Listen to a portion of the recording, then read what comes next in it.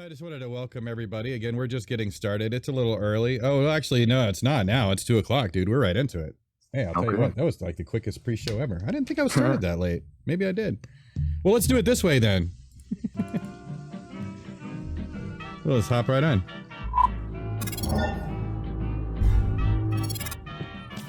Hi, everybody. Welcome to the Gaming Workshop. You found it. I know, it's amazing, right? This is episode 8. Can you believe 8 weeks of this so far? You guys aren't sick of it yet. I love it. Today we're talking about the DayZ Underground, which is a specific server for the game DayZ. It is a role-playing server, or technically an organic role-play server. And we all come together, try to tell stories, you know, have a lot of conflict and fun and all of that. And we come here on occasion to talk about the different aspects of playing DayZ and playing on the DayZ Underground server.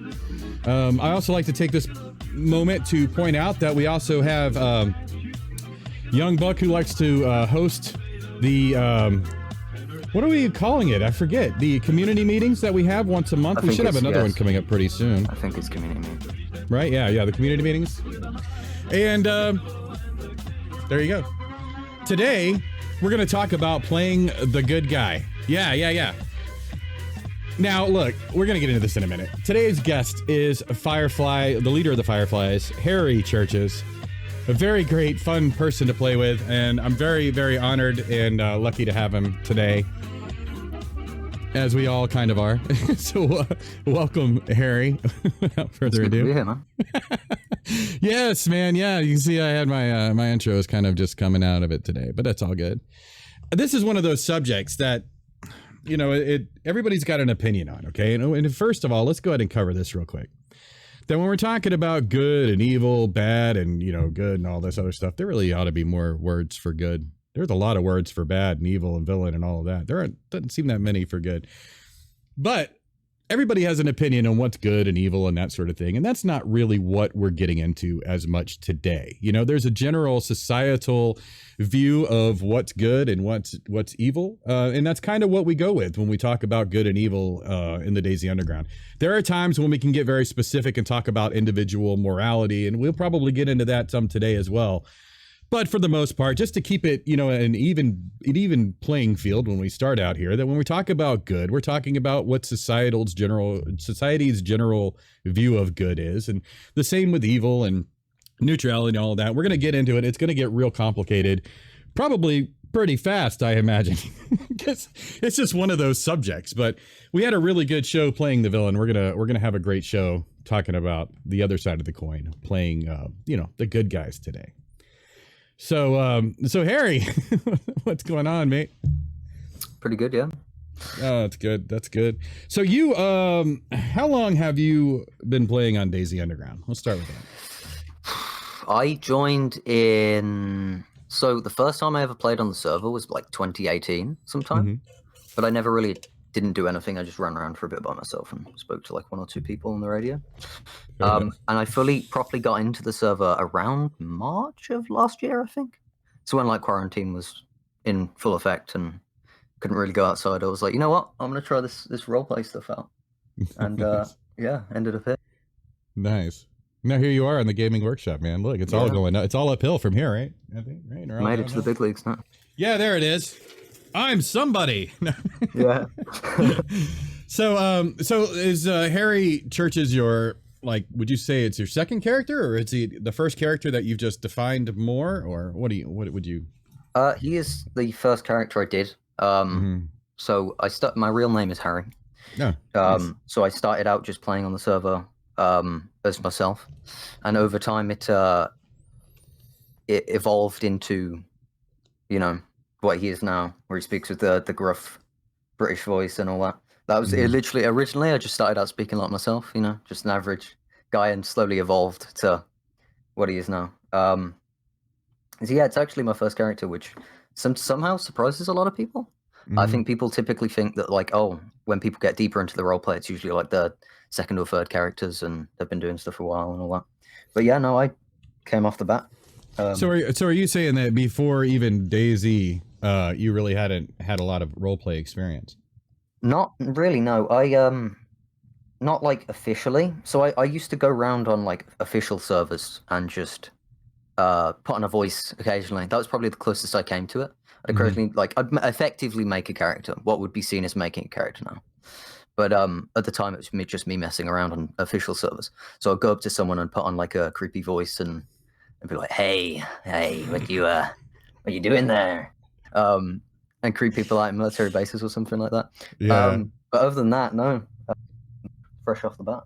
That's hilarious. Well, you and I have had a few interactions in game now, and yeah, I've got to tell you, I mean, I would not have guessed that you've never really role played before. I mean, it's just because, you know, maybe you just have enough practice, or maybe you've just come to know the character, or, you know, it's just part of you or what have you. But when I encounter you in game, it's all very natural. You know, it doesn't feel forced or anything. It just feels like I'm talking to Harry Churches, which is ideally what we want, you know, when we're role playing.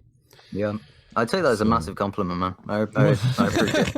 Well, you know, it's I appreciate it myself, you know, because I mean, it's not the easiest thing in the world to do, as we've come to find out, especially in talking with people. A lot of people have trouble, you know, kind of setting themselves aside a little bit and reacting with the virtual world as a completely or partially different person. So there's a skill involved and maybe some talent, but it does take some time. You know, like I said, I've been role playing for 30 years or thereabouts. It's hard to still say that. It's really hard to say that. You know, because I mean, I'm 47 and actually it's almost 35 years now. So it's like, oh my God. Not consistently, obviously, you know, I mean, there's been games that have come and gone, but I that's the kind of the experience that I come from. And when I look back, you know, and I think about, you know, when I first started role playing and when I integrated it in through my real life and just kind of doing all this stuff, I came to find out that, you know, it's actually pretty tricky. And so when I encounter you guys, man, and you've been doing it, not doing it for very long, and I had no clue, it's pretty remarkable to me. But anyway, a lot of practice. I've been doing it for, at this point, I've been doing it for about like a year through DayZ. So I think the practice has helped. But yeah, if you spoke to me at the beginning, I'd probably be able to just about keep it in character. So yeah, I've come a long way. Well, you know, and it's important to point this out, in my opinion, because it's nice for, you know, because a lot of people are just starting out in role playing, you know, and if they encounter somebody that they feel is highly polished, we'll put it that way. Thank you, by the way, for the hydration. But yeah, when you encounter somebody who's highly polished, you know, it might make you feel, you know, maybe a little self-conscious, you know, about trying to branch out and do new things and experience new things. So I find it really helpful when people encounter somebody they feel is a really good role player who hasn't been doing it very long, to let them know that. I mean, you can't do that in character, but we can let them know now, you know, because it might help them go, well, wow, man, you know, if this guy's only been doing it for a couple of months or a year, you know, maybe there's hope for me. Maybe I can do it, you know? Yeah. It can be intimidating. You know, it's kind of like, cause we talk about all kinds of games here, or talk all kinds of play styles. But I mean, when I, you know, get into a first person shooter game for the first time, especially like here's a good example, Call of Duty, Modern Warfare. I think, you know, I played the crap out of that. But before that, it had been a couple of years since I had really gotten into a first person shooter. And I was like really nervous trying to get in and, you know, just playing matches, you know, it was like all just real nerve wracking at first because I sucked, you know, and it was like, I don't want to get tanked all over the place. And, you know, nobody's going to want to play with me because I'm not very good and all this. But it's just like any game, really anything that you get involved with in life, you know, it's going to take skill and it's going to take practice to hone your skills and to become good at it. Don't let the fear of the unknown or, you know, your own self-consciousness like get in the way of doing new things is my advice to you guys. Yeah. My God. DayZ Underground's a really good place to start for that. Everyone in the community is like really kind and accepting for the most part. And you know, it's like you'll run into someone in game and people instead, like if you break character or something, they'll shoot you or whatever. Mm-hmm. But a lot more of the time people will just have the whole what does he mean by a server? What's this guy talking about, and pretend it's crazy. yeah. And then everyone and they'll tend to catch on and be able to, you know, get in with the server a bit more that way. I find that's one of the best parts about the community is just people looking out for the new guys on the block. Yeah, I agree. I mean, we had we were Kiba and me and some other people were hanging around Old Town just a couple days ago, and we had somebody that was new to the server come in, and he was talking like, oh, like he was just a player. He wasn't in character or anything like that. And we just chose to roll with it. It's like we just kind of, when he said server, we just kind of ignored the harsh words and just kind of rolled with it all. And then when we had a moment, it was just me and the other guy. I was like, hey, just so you know, thank you for that, by the way. Follow Evil Skills. I was like, hey, this is technically a role play server, and it's like some people will give you a really hard time, for using like regular, real world terms and that kind of thing.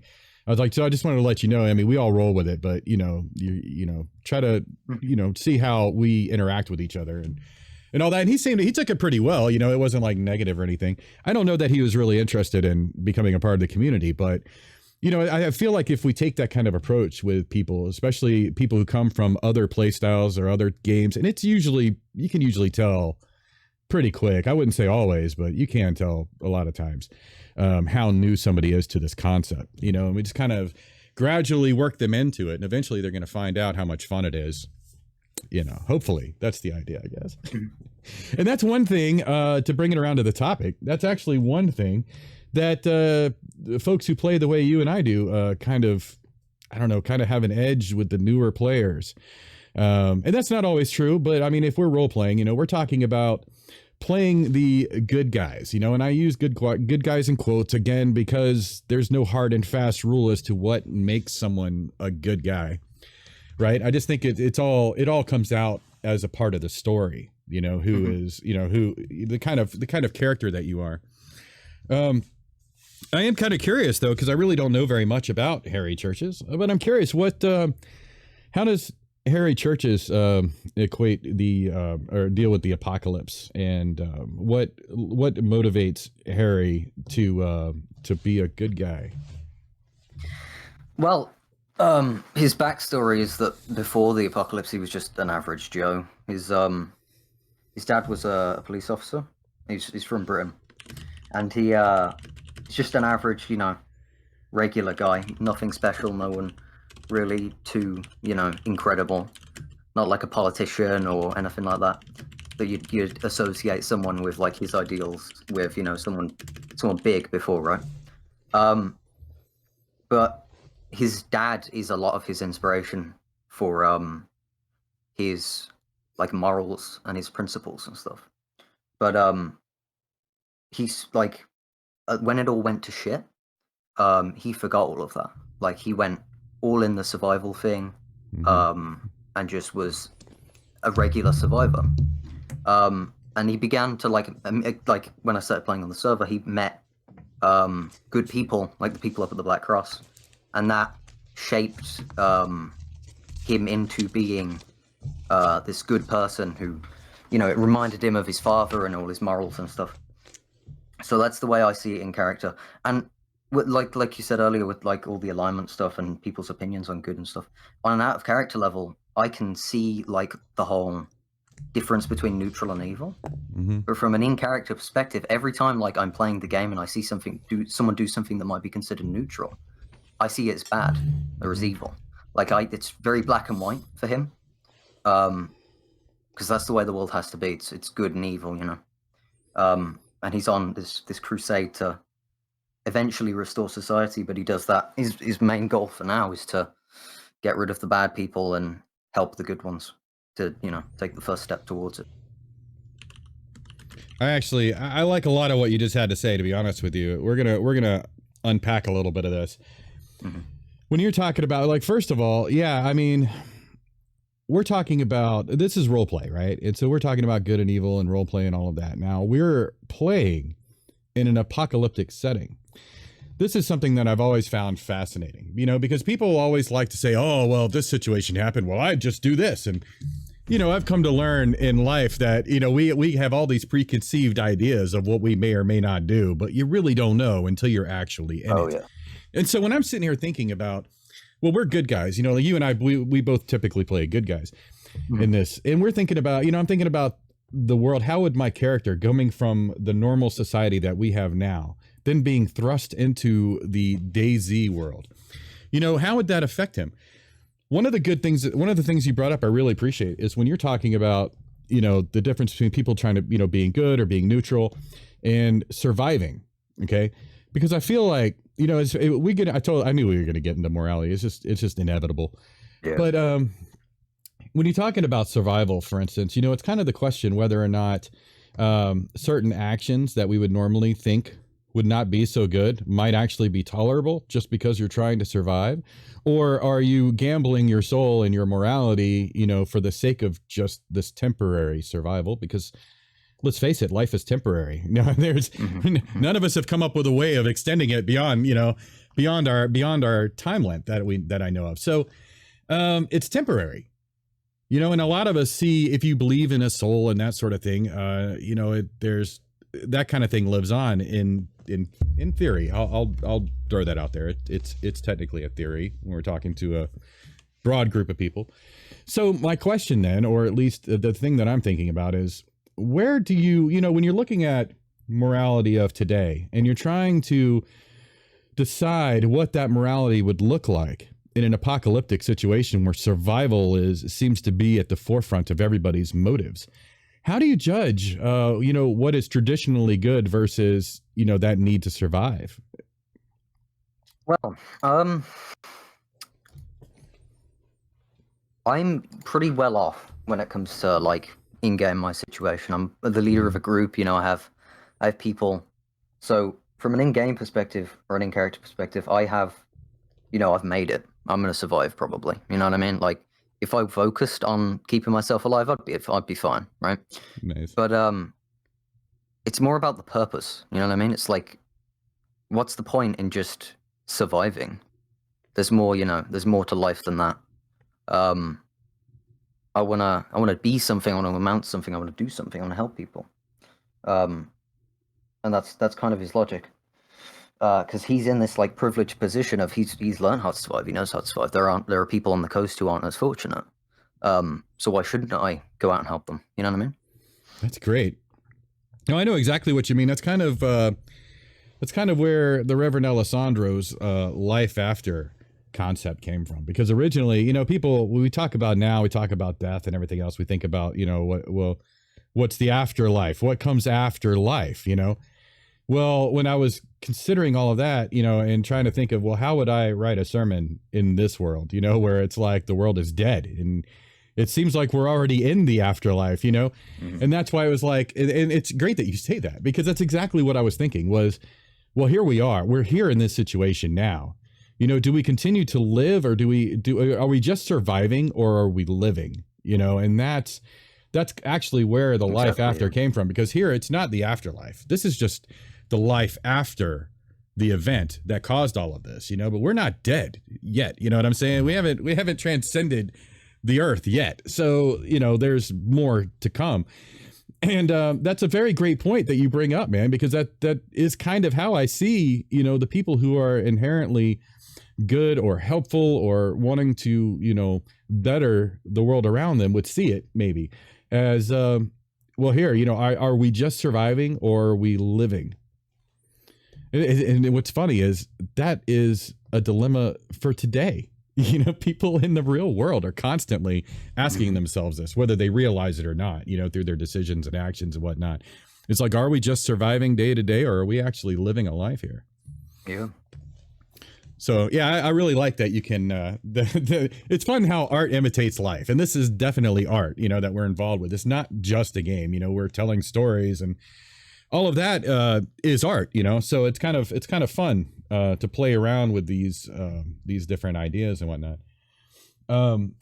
So another thing that you brought up, which I found interesting, is that it seems pretty obvious. Like when your character runs into people when they're doing actions, you know, whether they be neutral or whether they be evil actions or whether they be good,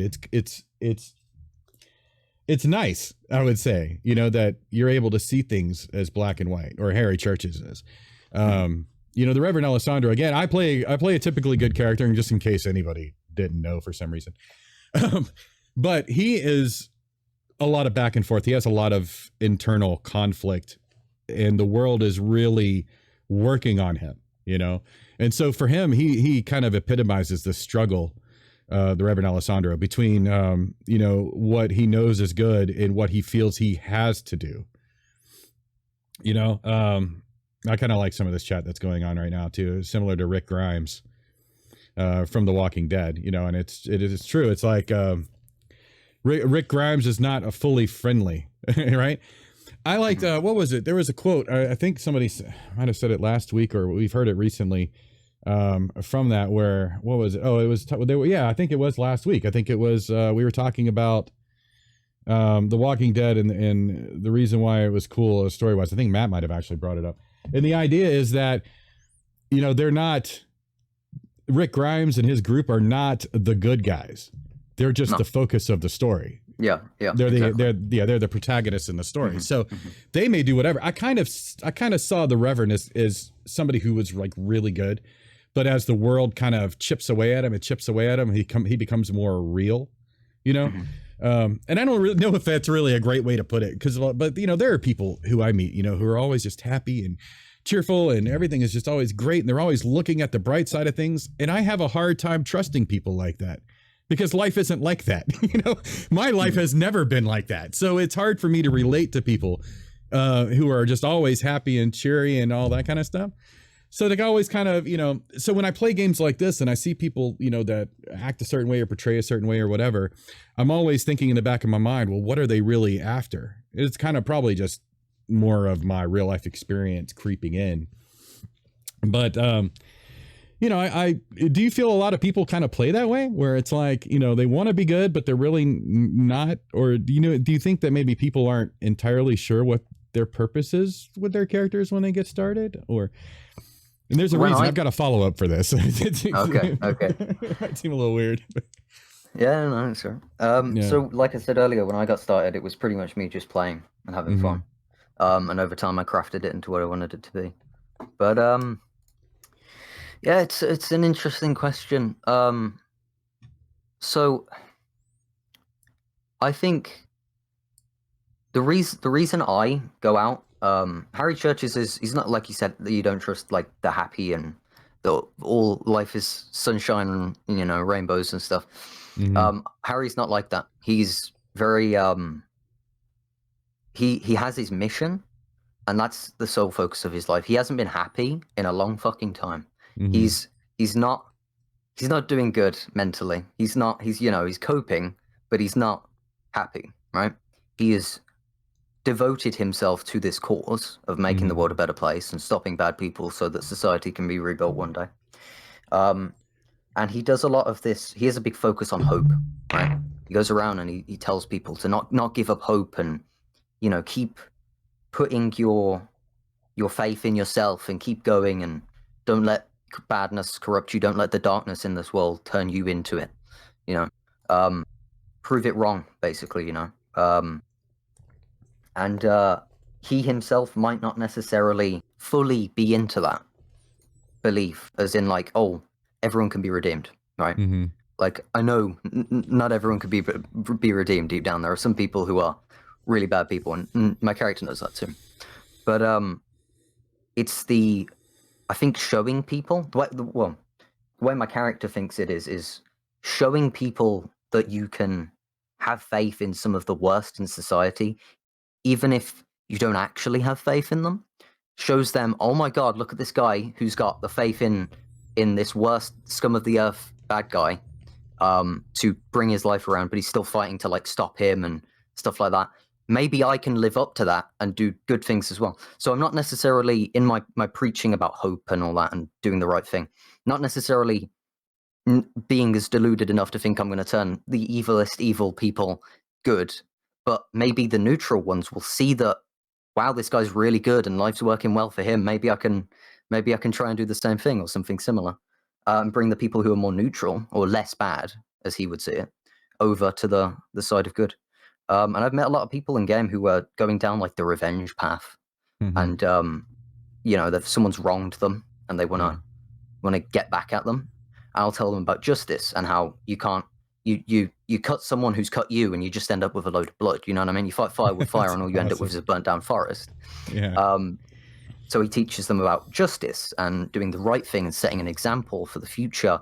And people look back at it and go, this guy did this bad thing, and this is what happened. This is the staple of justice and how society used to work before the fall. It's working now. It can work. Maybe there's hope, and that's like the three values of the Fireflies are justice, bravery, and hope. The bravery to stand up to like bad people who are doing bad things and stop them. The hope to not, give up, keep fighting the good fight, even when all the chips are down, when you've got no guns left, no ammo, you're still fighting, darkest hour kind of stuff. And what's the other one? Justice, that's it. All about being forgetting my own morals here. All about doing the right thing, not the thing you want to do, Yeah, not the easy thing necessarily. Yeah, exactly. Doing the right thing has never been easy. No, that is true. And that is that's interesting, man, because Harry Churches and the Reverend Alessandro really have a lot in common. Because I kind of put a lot of this into perspective when I first started playing this character, and it was kind of that way. I mean, at least in theory, right, where he was, he just wanted to live out his truth and let others see the way he lives his life through all of this, and hopefully the people will be like, wow, this guy's really happy or put together, or he's making the best of the situation. Maybe I might want to be more like him, because I feel pretty miserable and just want to go shoot everybody. I don't know. It's funny because it's a little bit of like real life too. It's kind of the way, the only way that you can really affect change in this world is to be the change. That's why people say it. You have to be the change you want to see in the world, and it's absolutely true. And I find that tactic to be very necessary in a game like this, because again, we'll talk about the Rick Grimes example. I'm glad you guys brought that up, because it's a really great point. Is that if anything, I would consider them to be kind of neutral in the sense that they're really out for themselves more than anything else. Yeah. I mean, that's really the focus of that group. So when we talk about, so when we talk about good guys or playing the good guys, we're talking about something a little different than just surviving, or maybe a little different than just not doing the wrong thing.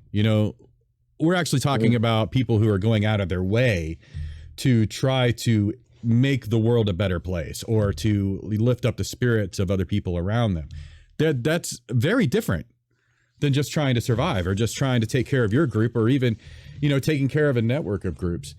And I like that you talk about, whether or not you would stick with the worst of the worst, in order to try to get them out, because I don't think, like, the Reverend Alessandro doesn't have any illusions about, he pretty much believes you save the savable and then hold the rest at bay. You know what I mean? Because his entire focus is religious, so he's got the Lord, and he looks at like, well, as long as somebody is alive, then the Lord has an opportunity to work through them. But once they're gone, then their time is up, and in a way, this is where I've struggled a bit, because I wouldn't mind playing the good guy who will go around and shoot the bad guys to save the good guys, right?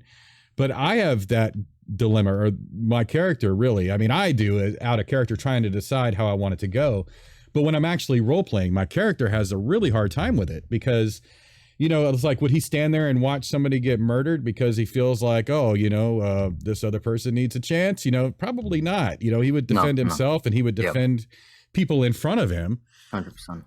But then I've also got the complication of the purgatory mindset thing as well, which is very complicated, because to me it's drastically different than anything we have in the real world, and it's like, if you die, you don't come back, as far as we know, you know what I mean?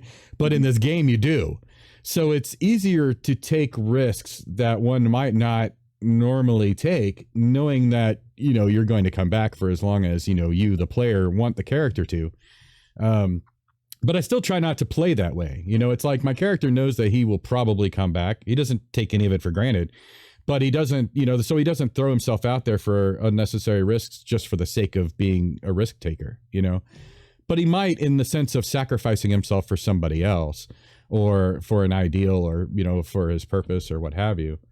And I kind of feel like that's what Harry Churches is doing. He's really sacrificing himself. From what you're saying, it sounds like he's really sacrificing himself and really putting himself aside for the greater good, which to him is the world. And that's pretty fascinating. that's where the bravery thing comes into play. It's like there are good guys in DayZ Underground, like Black Cross, they do good things, they help people, undoubtedly good people, but they're also neutral, right? So if you have a bad person, that bad person is free to go and do bad things and hurt a lot of people, and groups who are neutral won't stop them. They'll just let them do their thing, right? But they're still good because they help people. The reason, because like when I first started the character, I was hanging around with Black Cross a lot up in Severograd, and I was going to join them for a while, but I decided not to, because on an OOC level, I'm a bit more PvP orientated. I like a good fight, and I looked around at DayZ Underground, and I saw the absence of like a proper lawful good group that did fight for what they believed in. You know what I mean? There's not really a group other than the Fireflies that like does their part in like stopping people from doing bad things, or tries to stop people from doing bad things, you know? Like so that's where the bravery thing comes from, is I will put my life on the line to save people who are the innocent, who haven't done anything wrong, or, you know, are not guilty in this situation. Because no one's properly innocent, right? Everyone's done something bad or another at some point. But like, say, like, I don't know, a psychopath cannibal was gonna murder some guy in front of me. I'm not gonna let that happen just because I still have faith that the cannibal can come back or something. I'm gonna, if I have to kill him, I'm gonna kill him, and I'm not gonna feel bad about it. You know, if I can find a way to restrain them as well, I might. But, you know, some people, there's no way forward with them. You know what I mean? Like, you gotta step up and do what has to be done in that situation. That's the way my. No, I agree, man. This is why I like discussions like in Discord, even though I know a lot of people are always like, oh, didn't we just discuss this like 3 days ago? It's like, yeah, we did. But, you know, I wasn't here 3 days ago. How would I know that? And guess what? If I didn't know that, other people might not be there. And what's wrong with sharing ideas, even if they are something you disagree with? I hear ideas I disagree with all the time. I'll throw out some opinions, you know, but I don't try to take away. I don't try to say your point's no good because it's not mine, you know? And I feel like we get in that same kind of mindset when we're talking about, you know, if people are playing good guys or playing, you know, not good guys or whatever. A couple of weeks ago, you know, we were talking about, what were we talking about? Alignment. We were talking about alignment with Kane. And you were in chat and you were talking about being lawful good. Yeah, we were talking about being good and stuff. And somebody, I didn't really follow the whole conversation, but apparently, you know, Fireflies do like to fight, as you point out. Or no, I wouldn't even say necessarily you like to fight as a player, not necessarily your character, but your character will fight because your character takes the fight to the enemy. That's just, that's who he is. So teach him a lesson. It's interesting because here's the conflict, right? Because a lot of people would seem you taking the fight, you know, or a good guy taking a fight to the bad guy is maybe not necessarily being a good thing. And plus, when you're talking about perspectives, you don't really know, you know, the other people might feel like, oh, well, we're the good guys and here comes Harry Churches to kill us, you know. Again, that's the subjective part of the discussion that exists and is valid, but doesn't really get us very far. Yeah. But there's still room to talk about this because when you're good, it's, you know, it's easy. And we see this in the real world. It's easy to have a good intention and then care about it and try to pursue it so hard that eventually you will push through anything that gets in your way. And when you start to act that way, you start to tend to bleed more towards the evil, single-sided mentality that people have of, you know, it becomes more of a selfish thing because it's like, I want to get the ball across the goal line. You know what I'm saying? Like, I want to make this happen. And we go so far that we end up crossing the line and doing the things that we didn't want to do in the first place. And that came up, you know, in chat a couple of weeks ago. So my question to you in that regard then is, I mean, do you find that to be a challenge in any of this when you're trying to portray, you know, like a lawful good character who isn't, because this is another thing, the lawful good, you know, often gets compared to, oh, the Boy Scouts or, you know, like Superman or, you know, those kinds of characters, which definitely they would count, but that's a really narrow view of lawful good. So if you end up doing, you know, I mean, have you experienced that in your play, do you think? Where you might have... I've definitely been in situations where I don't know off the bat what the right thing to do is. 100%. And I'll take a minute to just think and compose myself and be like, right, what would Harry Churches do in this situation? What would, this guy who wants to do good and wants to help people, but also wants to put bandits and bad people in the ground where they belong, what would he do, and how is what I'm going to do right and, going to lead to the best outcome, right, for justice and hope and the righteous outcome, right? Mm-hmm. And I think there was a guy from the Scribes in channel when you had Kane on to talk about alignments, and he was saying stuff like when we raided them, we claimed to be good guys, but yet we raided Scribes, and Scribes are like neutral, and he wouldn't consider that to be lawful good, and that's completely fair. That's like, that's totally, if he thinks that if lawful good constitutes as X, Y, or Z, and someone does B, then yeah, they're not lawful good, I suppose, in that person's opinion. That's fair. But my interpretation of the lawful good stance is, yes, murder is bad, and yes, I do murder people. I kill bad people. So there is an element, I would say small element, but there is an element of like above the lawness to it. You know what I mean? Or I am the law in a way. You know what I mean? Because like I will compare myself in game when I'm trying to describe what we do to like the police, and like who am I to say, oh, we're the police? Like, I'm just this random dude who's come along and recruited a bunch of other people who are like, right, this is the way things work now. It's the same way as the old society did. We're doing good things. That's it's still right, and we're still doing good things, but we are saying, oh, murder's bad, and then to stop people from murdering, we're killing them. You know what I mean? In some cases.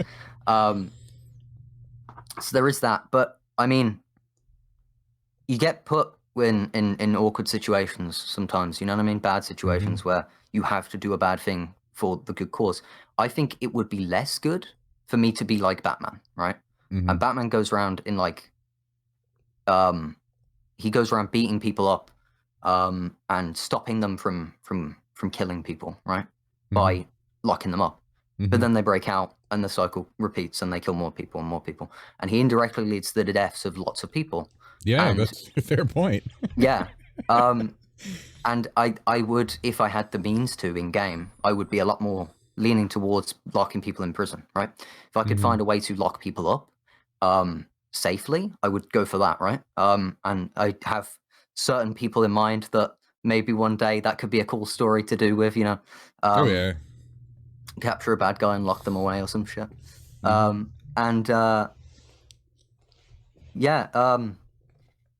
think in the apocalypse, there's not really an alternative to just, to stop someone from doing something bad. You can give them a second chance, which I occasionally do. I give one chance.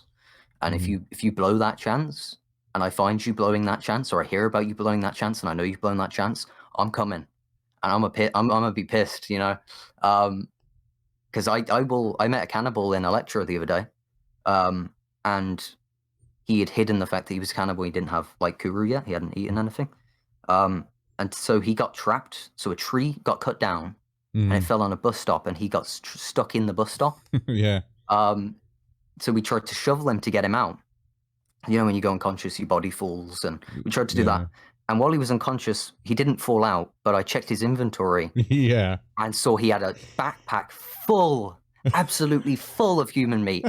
So he woke back up and he was like, oh, that didn't work. And I was like, yes, you want to explain the backpack? And he was like, I just found it. And we called him out on it, and I talked him into admitting that he lied. And he was like, oh, I'll be lying to you if I just spoke to him about it calmly, like supposedly a good guy would. Because he's not a threat, he's trapped, he doesn't have a gun, he can't, do anything at this current moment. So I spoke to him. And he was like, oh, yeah, I'm not a cannibal, man. It was just in the backpack when I picked it up. I didn't want to ditch it because it would look suspicious. And eventually we got him to admit that he was lying. And I went for because I also, from an OOC perspective at that moment, felt bad because he was kind of trapped. You know what I mean? He couldn't really try and fight back. He was screwed. Right. Yeah. So I decided to go the route of, I'm going to give this guy one chance. So I gave him this monologue, this speech about bringing himself around and doing the right thing, and he was like, "Oh, but why should I when everyone else in the world doesn't?" And I was like, "Well, I'm here. I'm doing the right thing. Look at me as an example." And he's like, "Oh, that just it's not realistic." And it's like, "What do you call me then? I'm here. It's real." Yeah, right. Yeah, I exist. So we gave him. He eventually admitted that he was like, "Yeah, I'll try to bring myself around and stop being cannibal and do the good thing." And I'm not doing it from like a place of just pure trust, right? I'm not putting trust in this bad person. He's a cannibal, right? He's obviously not the best person. So what I followed it up with the other side of the coin, with the not so nice side of Harry Churches. And I was like, "Hey, I'm giving you a chance here and I'm trusting you. But if you mess it up and I hear about it or I meet you and you're laughing, you're going to be 6 feet under. That's a promise, all right?" And he was like, "Yeah, I understand." And I was like, "All right, I'll be listening out for your name." I haven't seen him since, but that's a cool start to a story potentially there as well. It really is. I mean, especially if he was a newer player, he might have, because that would have blown his mind, I'm sure. Like, whoa, calling me out on this and trying to help me. Yeah, there are really fun ways to do the right thing, and doing the right thing is very subjective, and it's hard to find out what it is.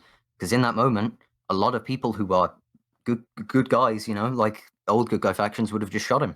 And to be fair, if I had, it might have been the right thing to do as well. It wouldn't have been wrong. He's not a good person, you know what I mean? Yeah. So there's multiple iterations on what good is.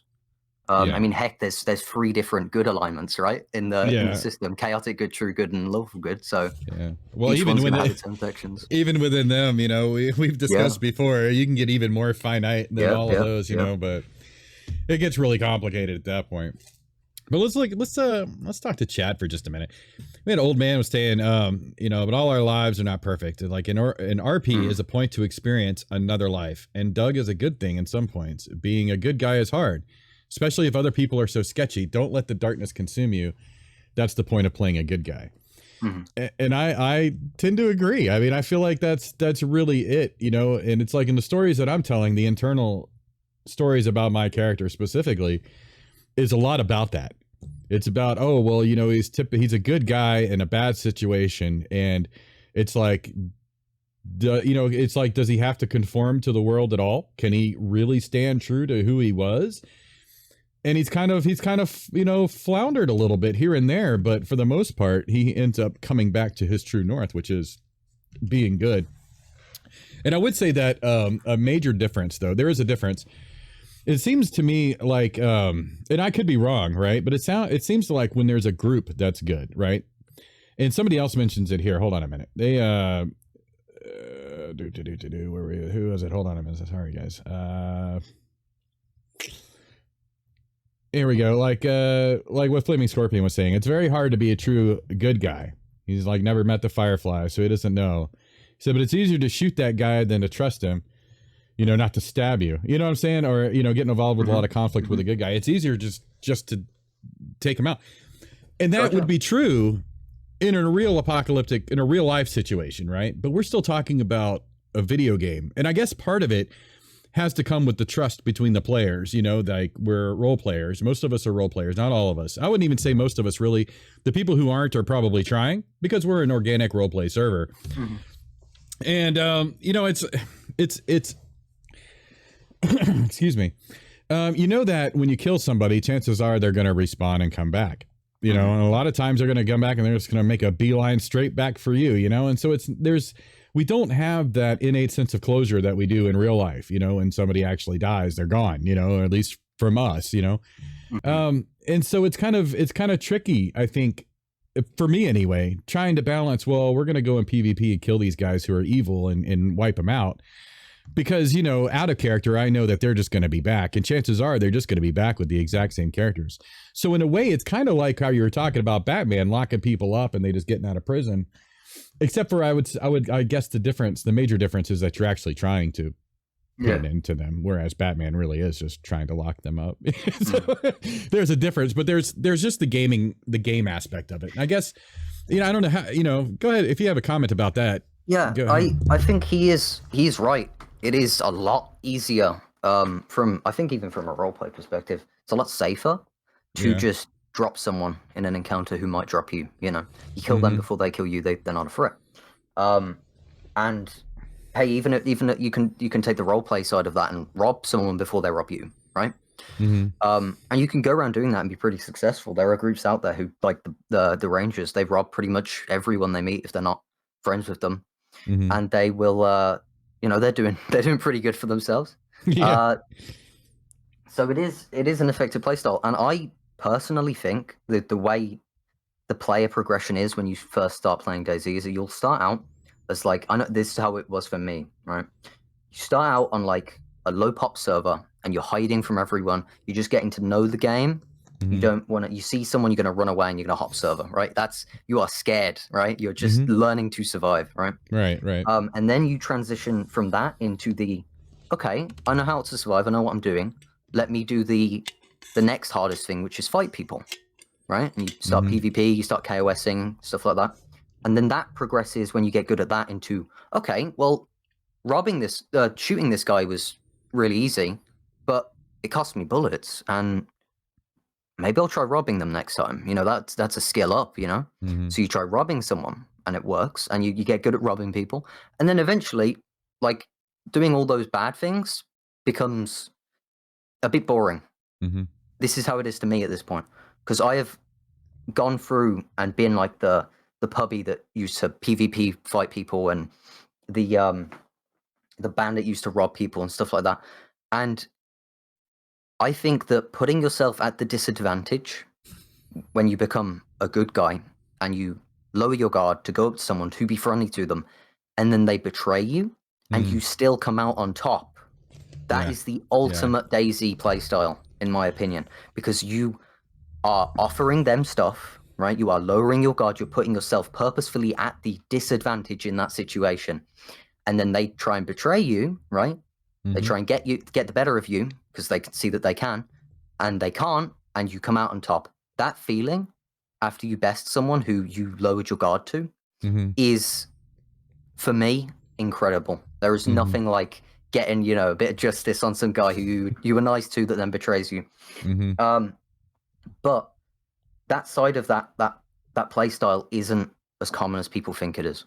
The amount of times we run around, we will, because we're reactionaries, right? We're good guys. We help people, right? And stuff like that. But we have to get into a fight with someone, and a lot of us like PvP in the Fireflies. Varies on whether we're good at it or not, but a lot of people in the Fireflies like to you know, have a good gunfight sometimes.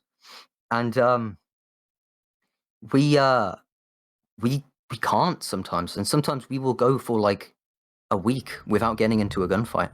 And that's just because everyone we meet doesn't try to attack us. We will go to community camps and sit there for hours sometimes, waiting for people to show up to attack it, and no one does. We will go around to the coast thinking, oh, we'll run into some guy with a shovel who tries his luck. And we run into nothing but friendly people who just want food. Like crap. And eventually it becomes a bit boring, and that's where the push to the dark side comes in, you know, from an OOC level. You get a bit, you want to go out and fight people a bit more. But it's so I get why a lot of people don't play the good guy, because you look at old groups that have tried to play the good guy, and like we do, a lot of them bend, and they'll be like, oh, well, you know, I'm a bit bored, so I'm going to go to Northwest Airfield. I'm going to take up my armband and I'm going to shoot everyone I see. You know, because they just want to. And it's a military base. Come on, it's not that bad. People there know what they're getting into, you know? And then that flips into a bit more like, oh, I'll just rob this guy. It's not that bad. And then they become, you know, the thing they swore to destroy through the boredom. That can sometimes happen. So I get why a lot of people don't enjoy playing the hero character, because it can be very boring if you like to PvP. And we certainly do. But I think the few moments we get where we get betrayed by someone we're trying to help and then we beat them, not to be egotistical, but most PvP encounters we get into, we tend to win. We do get our asses kicked occasionally, but we tend to come out on top with most people. And it's the most satisfying feeling ever to lower your guard and then have someone try and backstab you, and then you beat them, and it makes up for the week or so you didn't go without, you went without going up to every single person, being friendly and feeding them, and it was a bit boring. You know what I mean? See, I think you kind of well, go ahead. Yeah. No, go. Okay. I think you kind of helped me understand the PvP aspect of DayZ, or at least Doug, a little better, because like I've said, I've played PvP games. I mean, I love to just throw down and start shooting it up. I mean, it's a lot of fun, especially when you come out on top. But the difference is, and I'm starting to get this, let me try to phrase this and we'll see if I've actually got it. But the PvP in DayZ is different, because it's not like squad based, like, where you just load in and everybody's there ready. Everybody knows what they're in for, what they're doing. You've got your loadout, or you know how to get it, and it's just go. And then it's just constant fighting until it's over, and then you have a winner. And it's not like that in DayZ. In DayZ, it's more, it's a little more realistic in the sense that, people just living their lives, and all of a sudden somebody could pop off, and the next thing you know, it's like you're either fighting or you're running, one of the two. And yeah, I guess I could kind of see, I can see that. I could see the appeal in it, because it's everybody's always on edge anyway, because it's DayZ. Like anything could happen at any moment. Yeah. And so it's like, you're trying to live your life, and then all of a sudden, just like I said, somebody pops off, and then it's like game on, and it's like, you got to be ready. That's one of the things I think I enjoy about watching DayZ PvP videos more than anything else. It's like people are just doing their own thing, and all of a sudden the world just disintegrates, and then it's like, and then you watch them, they come out, everybody's like tactical all of a sudden, it's like a tactical ninja with their comms and everything else. And then at the end of it, it's like everything settles down, and it's just like, it's like a great experience. And I totally get it. I love the description of the player progression that Harry has mentioned, by the way. You go back, rewind it, listen to it again. I believe that to be 100% the way you should do it. If you come into this game, if you haven't played it before, or if you were foolish enough like me to come in and think, oh, you know what? I'm reading all this stuff and I'm hearing about all these bad guys, all these people doing these things. Maybe I'll just come in and try being a good guy from the beginning. It is very, very hard. Let me say that again. It is very, very hard. I got to have the voice fluctuation. That's how hard it is. Because it is, man. It's like there are times I totally get what you're talking about and everything that you've said, because I've experienced it all myself. Because I started out originally playing a good guy, and then it was like, this has been what I've done the entire time. And he's not a combatant, even though he was in the military. That was just to give him the survival skills he would need to survive in the world. So, but he can, and he really doesn't like to, But I love the PvP. So for me, it's like, man, it's there's always this constant battle with what I want to do versus, how I'm playing my character and portraying him in the story that I'm telling with him, which is why I enjoy having an alternate now, even though he hasn't really dusted it up with anybody yet either. He'd be more willing to, or more likely to. But yeah, so I highly recommend taking it slowly, playing the mechanics of the game first as you're learning the mechanics. If you haven't really played it much, learn how to do these different things, just like he said, man. It was a fantastic description that you went through of the whole, how you starting off just trying to survive, and then you're trying to do this and this, and then it just eventually escalates, and then you're like murdering people. And I love that, man. Oh man, I'm just wasting all my bullets, man. Maybe I should try robbing them instead. That's fantastic. I mean, that's great. But yeah, because when I first started playing, I ran into people who had been playing good guys for a long time, in their opinion, and were really wanting to play bad guys, and so here I am showing up trying to play a good guy amongst a bunch of people who were wanting to play bad guys, which actually I thought was great story. I was like, oh, that's perfect, because here it is.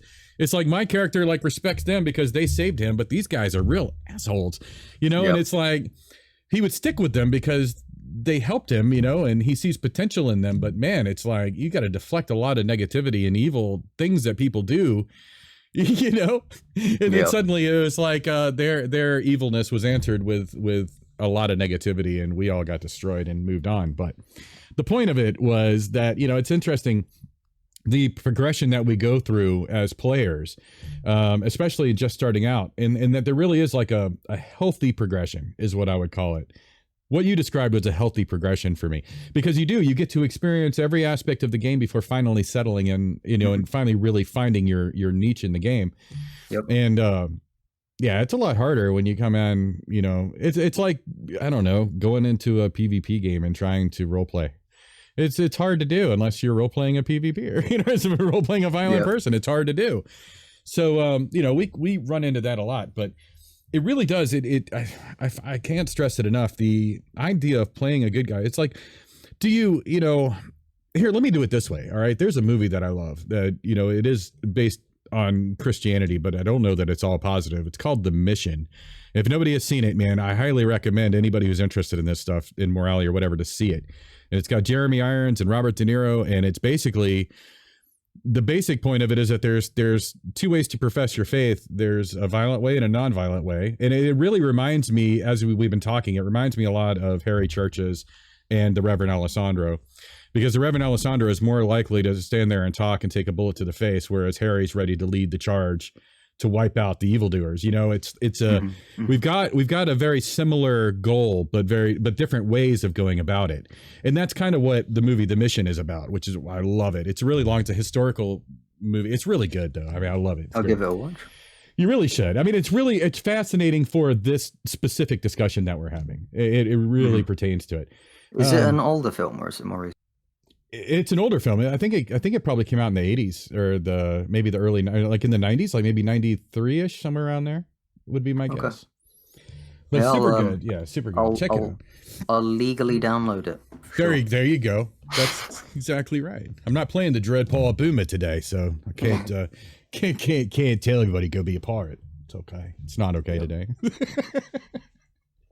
But anyway, yeah, I wanted to mention that because it really reminds me a lot of what we're talking about. And especially when it comes down to the morality of fighting, which is what we were kind of getting at. And we were talking about lawful good. Lawful good, you guys are lawful good, but you'll fight.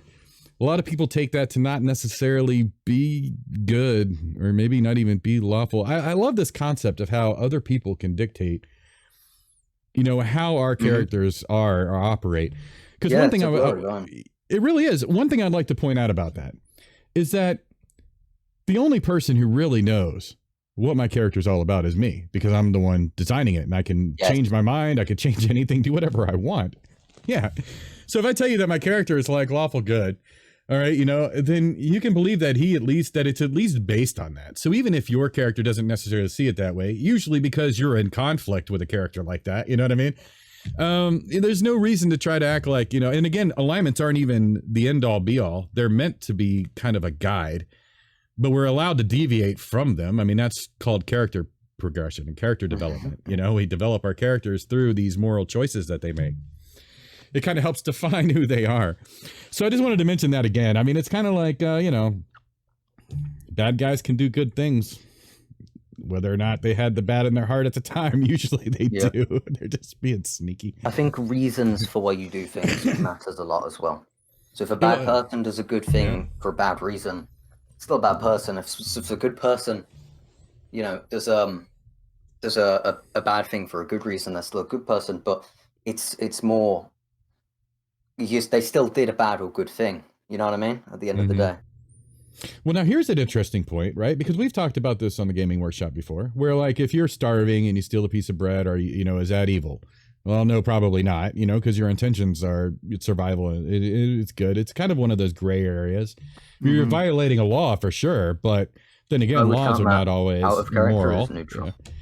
Yeah, see, I would think that it's neutral as well, because it's definitely self-seeking, but like we had decided in the alignment talk, it's self-seeking, but it's not at the expense of other people. Like I'm not taking advantage of somebody to benefit myself. You know, again, it could be argued, that that's exactly what you're doing, but it's the intention. Again, it's like, oh, if I was out trying to scam this guy out of his bread so that he can starve and I won't, you know, that's a little different. But again, you know, this kind of thing always comes up when we're talking about morality. And then especially when it comes to the morality of fighting, like, you know, it's really hard. It's a hard call, because it really comes down to what is right for you in your heart, and, you know, with whatever higher being that you put faith in, if anything. It really does. Because at the end of the day, you know, if any of us are right, the only thing that's going to be judging us is the higher power. It's not going to matter, you know, or us. the way we felt about our lives and the guilt we bring with us, you know, perhaps might have something to do with that. Who the hell knows, man? We really don't, you know, we haven't gone and come back. You know what I'm saying? But in regards to the role-playing game, it's really fascinating, again, because we've got all these other mechanics that we know come into play. Again, that's where kind of the life after thing or the purgatory thing kind of came out with my character. I just chose not to ignore it, where a lot of people do. And that's fine, you know, by the way. Anybody can choose to look at respawning any way that you want. I mean, it just does. It's a game mechanic. There's no way around it. And the game would be very boring without it. It's just like if everybody, it's like I told somebody today, I was like, you know, if the Reverend Alessandro succeeded in everything that he wanted to do, this would be an incredibly boring game.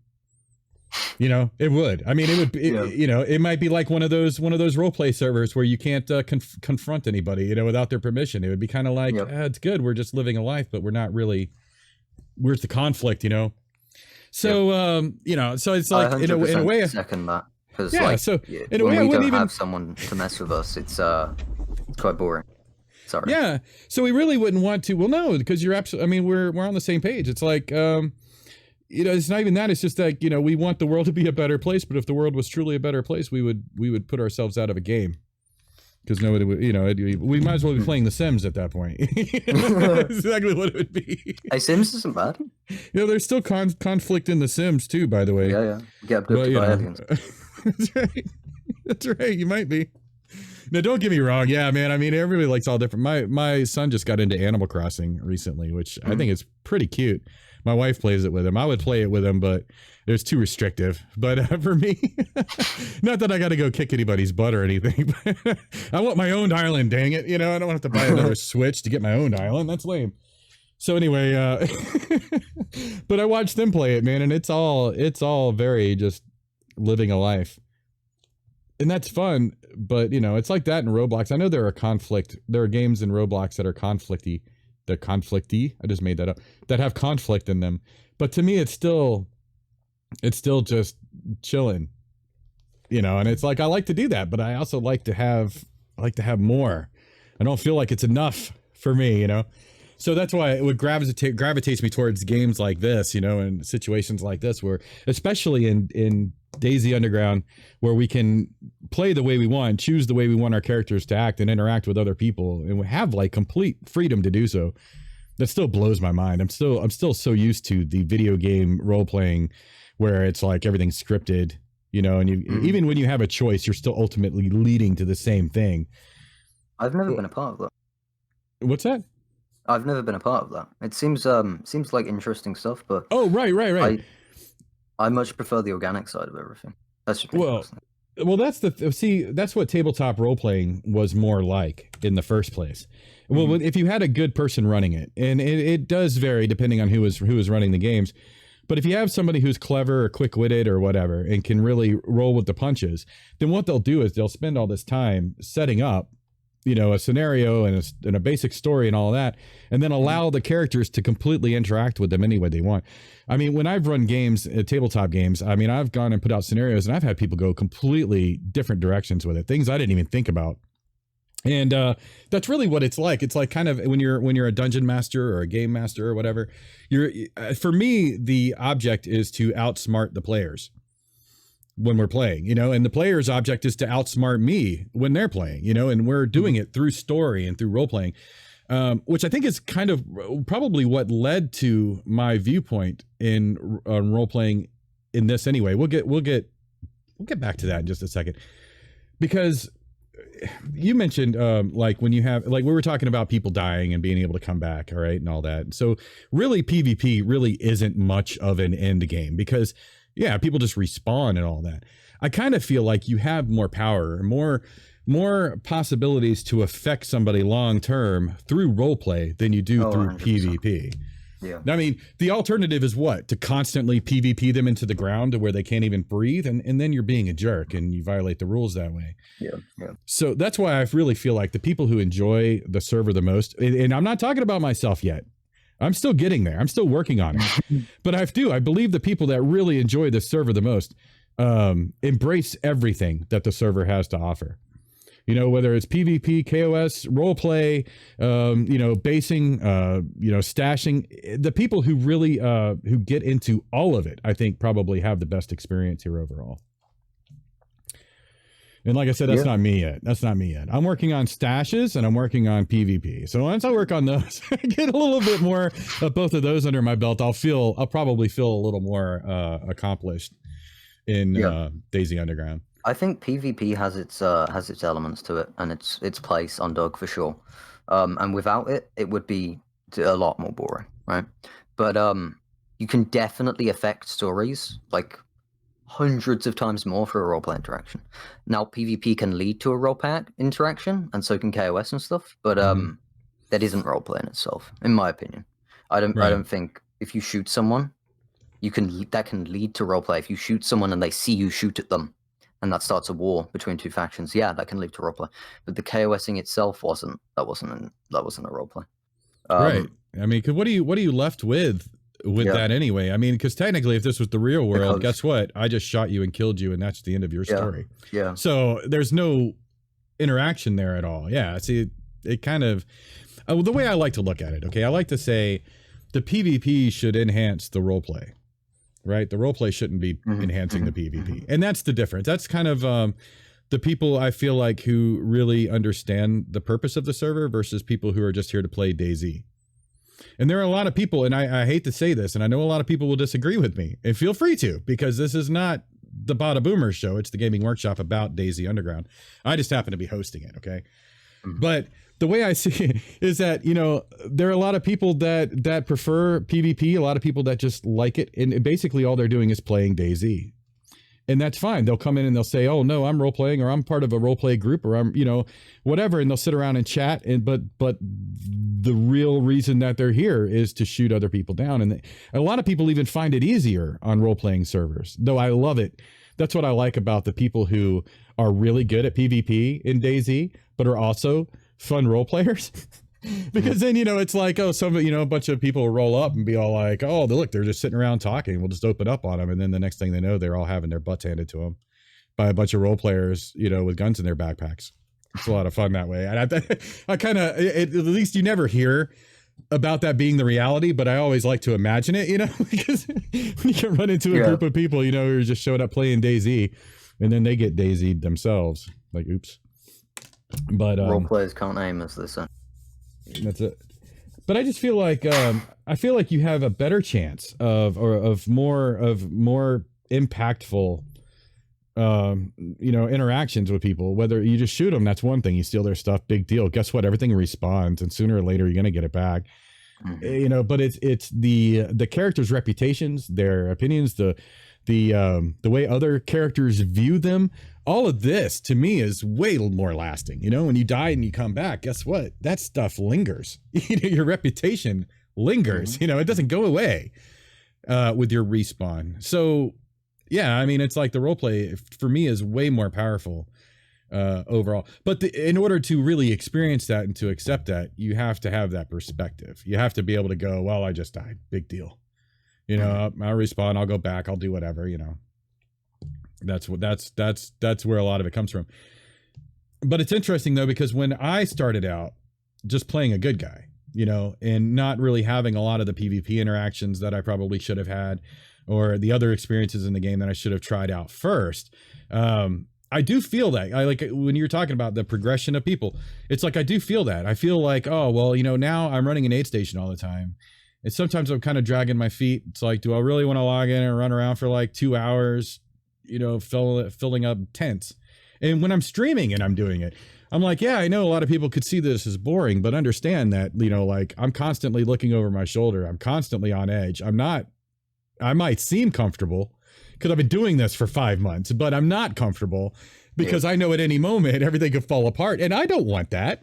Yeah, I'll respawn. Yeah, I've got a base. Yeah, I could go get my seeds back. I mean, it's like whatever, but you know, it's like I don't want to waste the like 2 or 3 hours it's going to take for me to do that, most likely, you know, to get back and have everything right back where it was before. So I'm constantly on edge because I'm trying to prevent that from happening while I'm trying to benefit everybody else who happens to roll through town, whether I know them or not, you know, in character or out of character, however you want to look at it. You know, I'm trying to benefit people. And So it's really hard to to stay entertained doing that, but I find a way to do it, and it's like, and I love the interactions. I like people who, unless I'm just trying to get something done real quick, even then I'll still talk to people and interact with them. I very rarely try to ignore anybody, but yeah, it's really difficult that way, because you're constantly, trying to have fun and trying to do things yourself. You're trying to challenge yourself from your own boredom while you're trying to benefit others. And then, yeah, there comes times when I'm like, you know what, maybe I should just play a vigilante. Maybe the Reverend should just go dark for a little while and just go knock some people out. Cause it's like, nothing changes. Everybody's still jerks. People still come, roll through and kill everybody. And it's just like, why not be a part of that, and experience that part of the game? There's a lot to be said for that, because that is a lot of fun. If I had followed the healthy progression, I would have already gone through all of that, before I settled on, all right, let's play the altruistic role. It's a big challenge, man. It's hard. That's why sometimes people will see me get frustrated, and it's like, I don't hide who I am, what's the point of that? But I try not to go overboard with it as well, because people get tired of hearing you bitch and complain all the time. So, I try not to do that either, but it's still, that's where a lot of that comes from for me, is because it's just that, I get frustrated. I haven't had the wide range of experiences that a lot of other people have had yet. So I'm trying to fix that. So, don't worry. I'm working on that. I have an alternate character who gets to be a jackass. So that's fun. And for anybody who's worrying, no, I'm not planning on giving up the Reverend anytime soon. He's not a forever character. I don't think there is such a thing. But he's around for now. So that's good. There's a lot of potential with that character, man. I gotta say, you've got something special on your hands with that guy. He's a good one. Hilarious. That's hilarious, Corey. Sorry, I didn't mean to interrupt you. I just had to throw that, Corey. That's very funny. Oh, that's fine. His comment, he just said Reverend goes to Cherno Apartments and weirdly forgets everything that happened. I'm just telling you, man. Yeah, I heard about that. Yeah. This stuff that happens, man.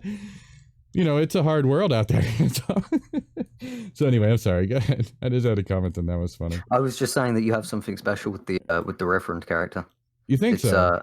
Yeah, 100%. You've got I'm sure he'll amount to something cool. That'll be a pretty cool story that'll come out of him, because he's very unique, and you get characters like the preacher type that come along every once in a while, but we haven't had one for a long time. And I think with the whole the nooks and details that you've added in with that character is very unique, and I'm a big fan of it.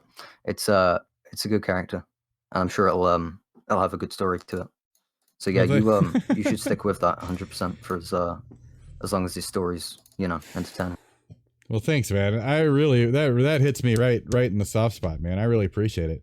Because true, you never know. I mean, look, man, we're all just trying to entertain ourselves and entertain each other, and there are a lot of storylines out there that I read that I really enjoy, and a lot of videos that I see that I really like. And there are times when I really want to be a part of some of that stuff, but it doesn't really fit the Reverend. And that's part of also why it's like, I really want to play. I want to go out and I want to fight. I want to do these things that my character wouldn't necessarily do. So it's like, I try to stay true to my character, because I do think it's a fascinating story. And I've already got a pretty good idea of how it'll play out. But again, it's organic. So I'm leaving room for growth and for changes and whatnot. But, I mean, it's already been that way a couple of times. He's already been teeter-tottering, here or there. And the good news is that I've been able to keep him. I've been able to always center him back in one way or another. So it's kind of interesting. He kind of flirts with the dark side, but he never actually goes there, or at least hasn't yet, because it's not his purpose in life. It hasn't been his purpose in the world, so he's fulfilling that. I think once he finishes that, whatever it is, and I don't even know what it's going to be, because we've talked about it. I mean, it's like if he really won and everything was just great and like, whatever, it would be a very boring game. So it's obviously not going to end that way. Plus, I'm not even sure if that's how it would end with him, really, because I think about that as well. And it's like, really, ultimately, he's a man of faith. So the stuff that happens here on this world isn't that important to him. It isn't as important to him as the lasting stain that it leaves on your soul as you transcend. Yeah. He's looking beyond. He's looking at the now as a stepping stone to get beyond. And so, you know, it's you don't want to step on a faulty step. You know what I mean? Yeah. You got to be well grounded for that. So it's a real challenge. It's fun though, and I really appreciate you bringing that up because it's not easy. It's not easy at all. Ironically, I think when it comes to DayZ Underground, the good guys don't win. I think our goal really because everyone wants the PvP. You know, there's always going to be people going around who want to fight and do bad things, right? Yeah. And there are a lot more people who play DayZ with the intention of robbing someone than the intention of helping people out on the coast. Right. So I don't think really like our goal is unachievable. Straight up, that's not going to happen. Our goal is to wipe out all the bad guys. Anyone who's like a bandit or anything lower than neutral pretty much either has to step up their game and start being, you know, good people and start contributing to society, or go. You know what I mean? Like, we either get these people who are on the line of good or bad to, you know, pick a side, and then rid of the ones who chose to be bad, right? That's the goal, so that we can restart society. That's the idea, to get rid of the bad stuff. And that's never going to happen. You know what I mean? We're not going to be able to ever get rid of every bad guy. So it's as many as we can take down, basically, in our time before someone catches Harry and puts a bullet through his head or whatever. And there's a cool story to send him off to. It's as many people as we can stop. We're gonna. That's our one at a time kind of goal. But our I don't think good guys typically win when it comes to DayZ. I'll go further, and I'll tell you that when guys like us go out, okay, like our characters, you know, not us individually, but when our characters go out, it's probably either going to be at the height of something really glorious or at the bottom of something really tragic. You know, it's kind of it's weird because we live in extreme.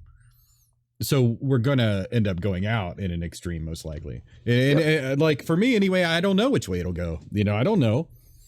I really don't. That's the one thing that I'm trying not to plan out, because you never know. You know what I'm saying? It's like I could just be role playing and something just out of the blue come and hit me and it just feel right. And then that'll be the moment. You know what I'm saying? So it's like, that's just easy how it could be. And it could be either a good thing or a bad thing or an indifferent thing, as long as it's something memorable and we enjoy it. You know, that's really what matters. I like this old man saying that he's never met Alessandro either, and not with any of his characters. And that's Doug, man, because every hood has its own characters, and that's wonderful. And I agree with you, man. I think it's weird sometimes, right? Because I'm very outgoing. I post a lot of video, you know, I post videos, I post stories, I put myself out there a lot, is what I should say. And a lot of people don't. So when I run into people who haven't heard of my character, I'm a little surprised, you know. I'm not like, oh, you should know about me because I do stuff. No, but it's like, it's just because like I'm always involved with my character, and the people that I'm always talking with are people that I'm always talking with. You know what I'm saying? So it's like they're very familiar with me and what I'm doing. And so, yeah, I think that's interesting. And I run into that also when I go around to different places. I didn't even know there was a Farmer John in Electro until the day I needed him. And it was awesome. I was so thankful. I ran into an aid station in Electro. I never even knew it existed. And I think it's fairly new anyway. But yeah, I ran into the guy running it, and it was just fantastic. It was like I finally got to see it from the other perspective. You know, when you're waking up on the coast and you're like, crap, I got to survive. And then you come upon an aid station, someone helpful. Right? Yeah. I was like, dude, you have no idea. This is me looking in a mirror right now, and it's beautiful. It's fantastic. I made it back in my first try. You know, and it was like, and that was when I restarted the Reverend too. It was after I played Boomer for a little while on my main account. So I literally had to kill my character to bring back the Reverend, who was literally a fresh spawn, and it was his first respawn after the wipe. And so it was nice. Yeah. It was nice to not have to worry about, you know, the first day or two of survival. But anyway, yeah, it's just it's phenomenal. It's one of the reasons why I do what I do, honestly. The character aspect, it all started within character. It all started with the character and the concept and the whole thing. Oh, well, what would he do to make the world a better place? You know, but then it became, you know, after I sucked at surviving for so long, I finally figured it out and got good at it.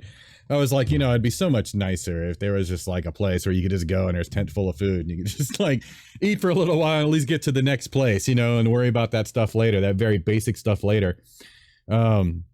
So now it's almost an OOC thing that I keep doing it as much as it is an NC thing now. But someone said in okay. Someone said in chat what my opinion is on other hero factions. So for the guy who commented that actually runs his own lawful good. I think they're lawful good. But yeah, he runs his own faction or group. The NCR. I think with you, Charlie or Nathan, depending what your actual name is, you have a lot. It's early days. You know what I mean? You could turn into a pretty good hero group, or you could turn out to be like some of the other ones. You know what I mean? Because historically there have been groups, because they all blur the line. You know, some people will consider the stuff that Fireflies do bad from certain angles. While stuff that groups like, I don't know, the Brotherhood have done. Because the Brotherhood, what they used to do was they used to go to community camps, and they had a bit of a thing about community camps. They didn't like community camps because they were neutral, and they saw neutrality as being the just helping the enemy, helping the bad guy, because you're not standing up against them. And that is, you can see that as a good guy's way of doing it. And there are groups like Torchwood who have, gone after good guy groups because those good guy groups are neutral and won't attack bad guy groups. And there's that aspect of it as well. So it's hard to say with certain groups. Certain groups that would consider themselves hero groups, I would also consider hero groups. And other ones, not so much. There are the anti-heroes, Yeah. And now I'm in total control of the stream. That's right. Do not adjust your settings. We are in control now. No, that's a really interesting way of putting all that. I was listening to you, don't worry. No, I've had some thoughts about this as well, because, when I was trying to start a group, right, I was calling it a lawful neutral group, even though, it was supposed to be an extension of what the Reverend does. And I mentioned it before, but the reason why I looked at it as kind of neutral is, again, it's a matter of perspective. Whoever you're talking to is going to have an opinion on it. But I also looked at it like, because I opened the aid station up to everybody, and it's available to everybody. And it doesn't matter if you're or if you're good guy, bad guy, or whatever. The idea is to provide hope to the world, not just the people who already, are good. And he looks at, and it's no secret. I mean, he used the Bible a lot to try to push Alessandro's character. And one of the things that, I like to bring up, at least lately, is that, well, who did the Lord spend all this time with? Was it all the rich people, or all the, the people, self-righteous people? No, it was with all the sinners, all the people that were the dregs of societies who he hung out with, because those are the people that needed him the most. And I kind of feel like, like that. Like that's the approach that Alessandro is taking, to where he's opening himself up to everyone, because it's not up to him to decide who's good and who's evil. It's up to him to give everybody the choice and the guidance, to get them to that point, to where they're good, where when they die, they'll transcend instead of coming back or, going to hell or whatever. And so that's the reason why he looks at it. So it's interesting that, because the Guardians, by your definition, or as you've described them, wouldn't agree with Alessandro at all. And I find that interesting, because it's that perspective on what's really good and what isn't, you know what I mean? And it could go different ways depending on how people are looking at it. Yeah. Let's see, Nathan. It's quite a subjective thing. It was the Brotherhood, not the Guardians, by the way. Oh, but yeah. Okay, yeah. Fair enough. Yeah, my bad. I didn't know either group, so there you go. Me neither. I just know about them from the history that goes around. Yeah. Let's see what else have we had going on here, because I know earlier, where was it? Yeah, Drew, huh? He's talking about the Vigil, and they consider themselves good. And he said that we help people and sacrifice our own belongings to get people on their feet, but nobody is truly good. Like Scorpion said earlier, like we've killed potentially innocent people outside of Boar for the safety of our group. See, I still find this to be really interesting, because here you are, it's like nobody's perfect. So we all make mistakes. So even if you're trying to do something good and trying to be good, you might end up doing something negative out of it. But I would tell you, like, in that regard, what's kind of funny about that is that's part of that perspective where somebody might look at the Fireflies and consider you guys evil because you'll take the fight to somebody as opposed to being reactionary and just letting the fight come to you.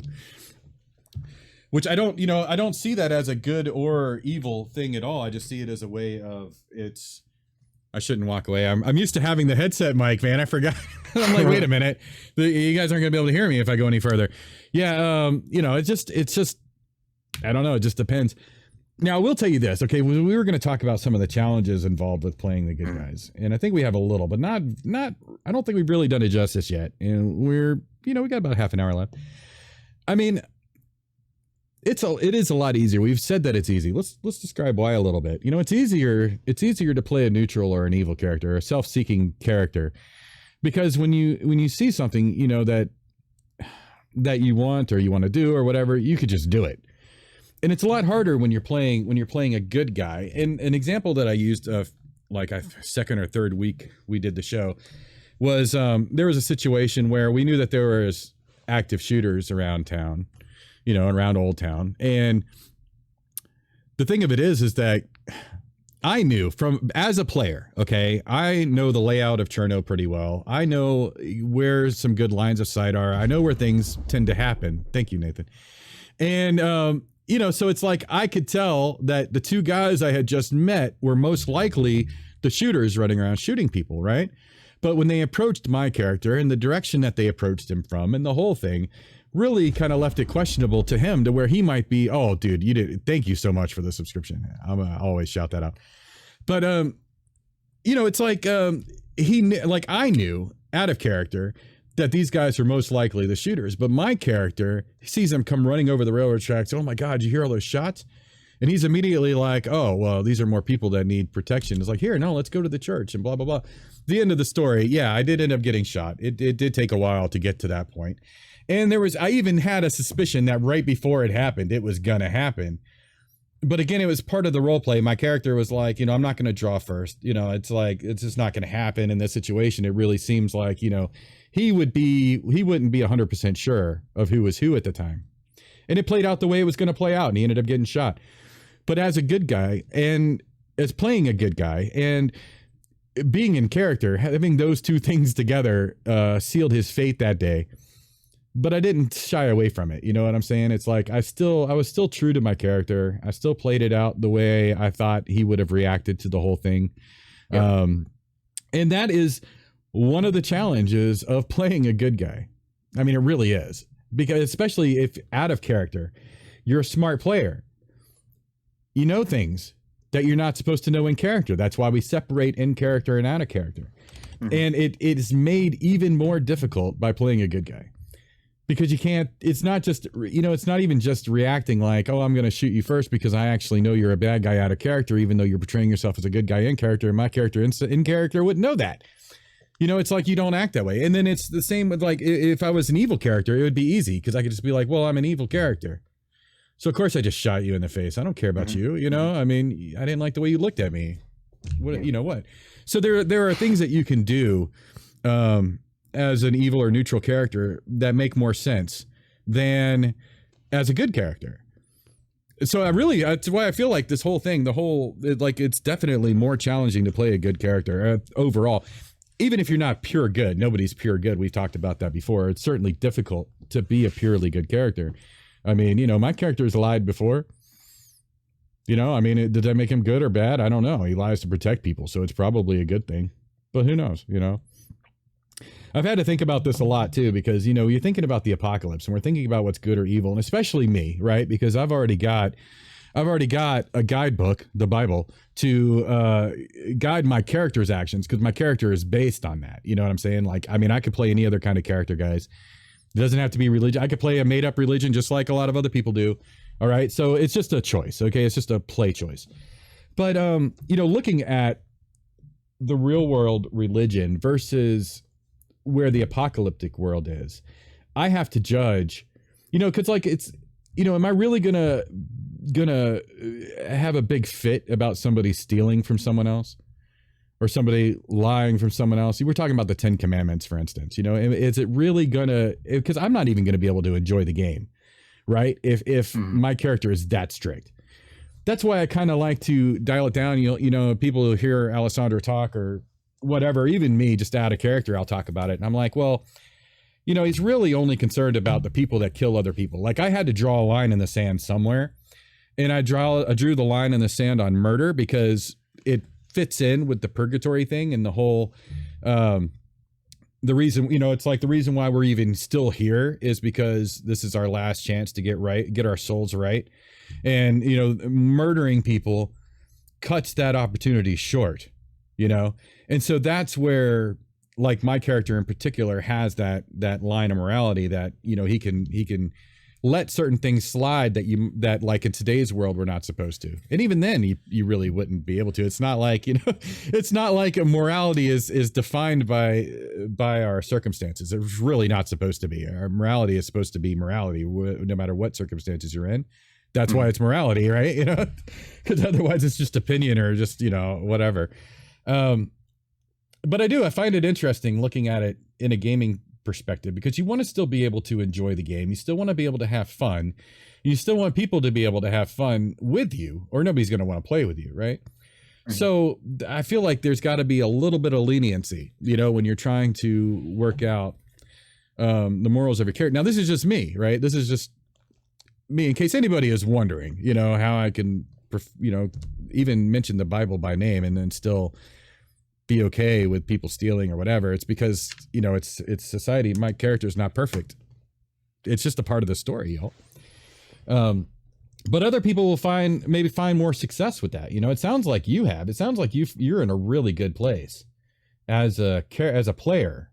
It sounds like you're in a really good place with your character. Like, you really have a good understanding of who he is and what drives him and all of that. And I'll tell you, that's fantastic. Because for me, I just started with a starting point, and I've been going along with it, and things have been falling into place, and I planned certain things out, but, you know, I'm still learning about my character some. So it's pretty cool, you know, to just be able to be like, you know, I know exactly where he is. I'm sure certain circumstances would probably throw you still, though, right? Oh yeah, but one of the trickier things that we had to deal with a bit earlier on, which is why we now have the stance that if bad people do something good to us as individuals, that we will not take it into account. So we were allied with a group called Torchwood. Kane, you had him on earlier. He's the leader of it. Yeah. And what happened was, so they're like a more neutral, you know, anti-hero group, right? Yeah. They're like, they do bad things with good intentions. You know what I mean? But they also have their darker side for sure. Yeah. And they held our back. Like, you know, they had our back. They held us up. They helped us a lot in our early days. They used to drop off barrels and nails for us and stuff. Mm-hmm. One day they did like a bad thing that was like morally wrong. They brought a child slave to our front door and tried to like hold her hostage, which we later found out was like a prank, right? They were just trying to like extort something out of us, right? And if you ask Kane, he'll tell you it's a bit different, but that's the summary of it. And like, you show up with a child in handcuffs at someone's door and you say, hey, you know, buy her or else. That's not good, you know what I mean? So even though they were our allies, we had to do the right thing from our perspective, and we ended up in a war with them. Yeah. So now, if, like you said earlier, with the people who you thought were like the shooters or something, but they were nice to you. Mm-hmm. If we meet someone who is a bad person, but they're nice to us, we don't care. Because it's not about us, it's about everyone else. It's about the innocent. Like, people will often come up to us and be the nicest people they've ever been, and then the moment we leave, and there's not a group of 6 Fireflies hanging around, they're like, all right, let's shovel this guy here, let's take his stuff, you know. So like, they'll be nice to us and mean to everyone else, and then we're mean to them, and people don't seem to quite understand that sometimes. People are like, wait, but they're good to you. And I'm like, yeah, but that doesn't matter to me. You know, they're bad people, so I have to stop them. You know, see, that's fantastic. I already knew from the very beginning you'd be a good guest, but it's fun because we're so alike, and yet our characters are very much alike, but they're also very different. And it's funny because there are many ways to approach a character type, you know, and being a good character. There are many ways to do it, just like there are many ways to be a villain. And I think we embody two distinctly different and yet similar ways of being good. I'm loving this conversation, by the way, because it's really a lot of it's a lot of it requires some introspective thought, you know. Excuse me. And trying to decide how, because there are certain circumstances that I'm sure Harry and Alessandro would deal with things similarly, you know, but there are obvious ways that they would deal with things very differently. And I find that fascinating. I would love to see us in a situation one day where, you know, there's a conflict over a resolution to something, you know, where something we both see wrong and then have conflict over how to resolve it. That kind of thing would be really fun. Yeah, that'd be good. You never know. That's one of the things I like about time zones suck, man. Yes, that's always the difficult thing. Which I don't know if anybody's noticed, but I actually haven't done a Monday yet. I'm working on it. It's a little tricky. I've been doing Sundays for so long, Sunday evenings for so long.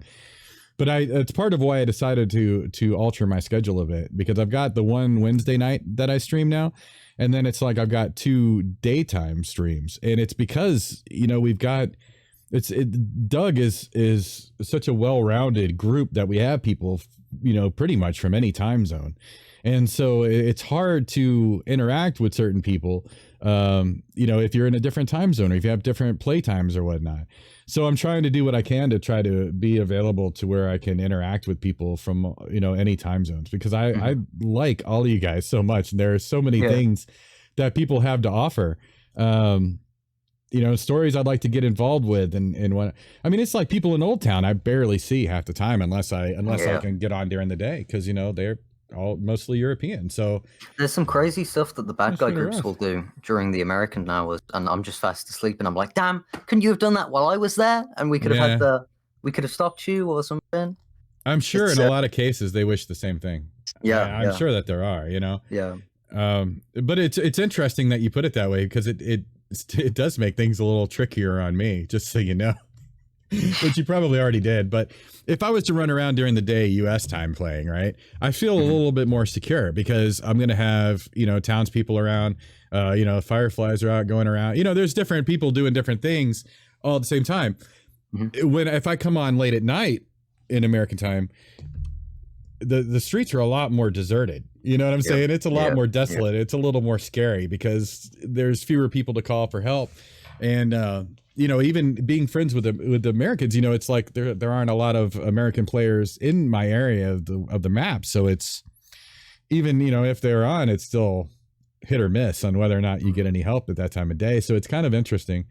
Not to, like, you know, obviously people shouldn't be metagaming in the first place, but I mean, I'm just saying we're talking about the game here.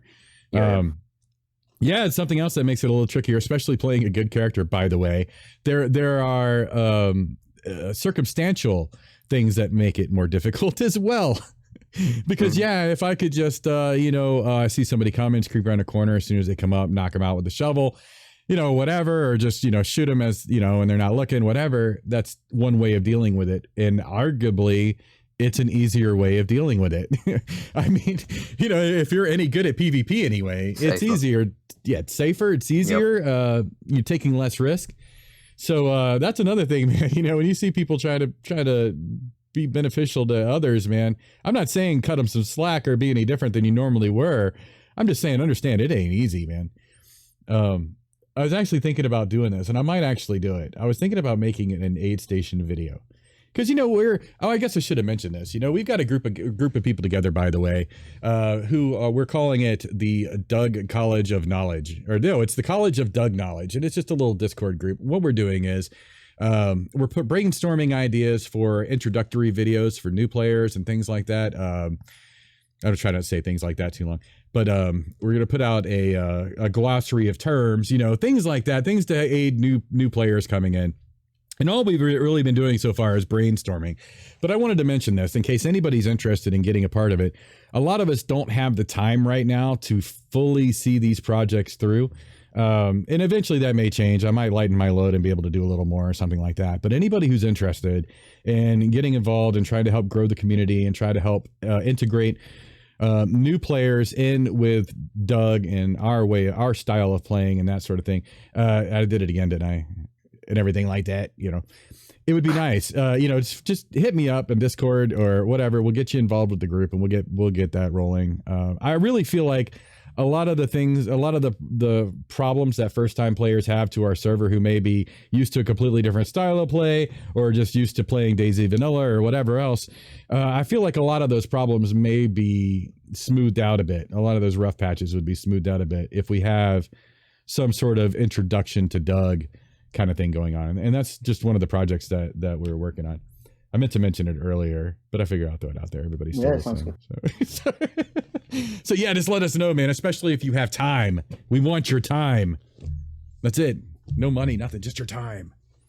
No money. Boy, if only time weren't money, right? I mean, seriously, people always say that, oh, just donate your time. Hey man, my time is valuable too. You know what I'm saying? I don't have a pocket full of time. You know what I'm saying? Oh my goodness.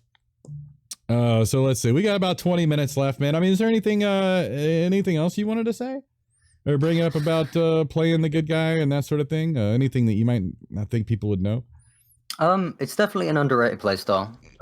And while I have the opportunity to speak to people about it, I'd like to say if you haven't tried it, definitely do. Just give it like give it a whirl. You know what I mean? See what you feel about. Because a lot of the badder people enjoy the PvP aspect, and I want to say that's still a thing. Like a lot of bad people, when I speak to them, guys say bad people like they're bad. I mean, their character's bad. When I speak to people with evil characters, they're always like, oh, but it's just boring, blah blah blah, and that's fine. But then you'll find out that all they did was run around helping people on the coast. And there's another like whole dimension to playing the good guy to that, because there's still the PvP side to it. You can go around stopping bad people from doing bad things, and that's the PvP element. And not only then are you just fighting for something more than gear, but you're, having fun as well. And it's like, that's last time I played a bad guy character was on the log server, which is the Livonia Underground. And I played with the rest of the Fireflies, and we all played a bad guy character. And we did bad stuff, like we raided people, we attacked people, we held people up, we tortured people. We were like proper chaotic evil group. And it got boring.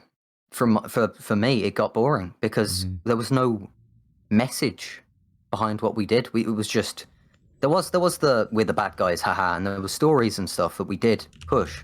We went to the riverbend and we tried to get them to be our puppets, and they would give us stuff so we wouldn't attack them and stuff like that, and that was fun.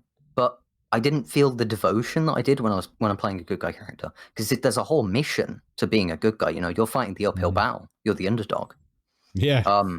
So it's a whole different challenge. So if you haven't tried it and you're thinking about it or something, buy an alt, or just maybe, I don't know, if you've got a base, stash your stuff and kill yourself and spawn on the coast and just give it a try. Go around helping people, go around, chase shots when you hear them as well. And when you get there, if someone's like, because people are like, oh, you can't get into gunfights as much. You chase shots.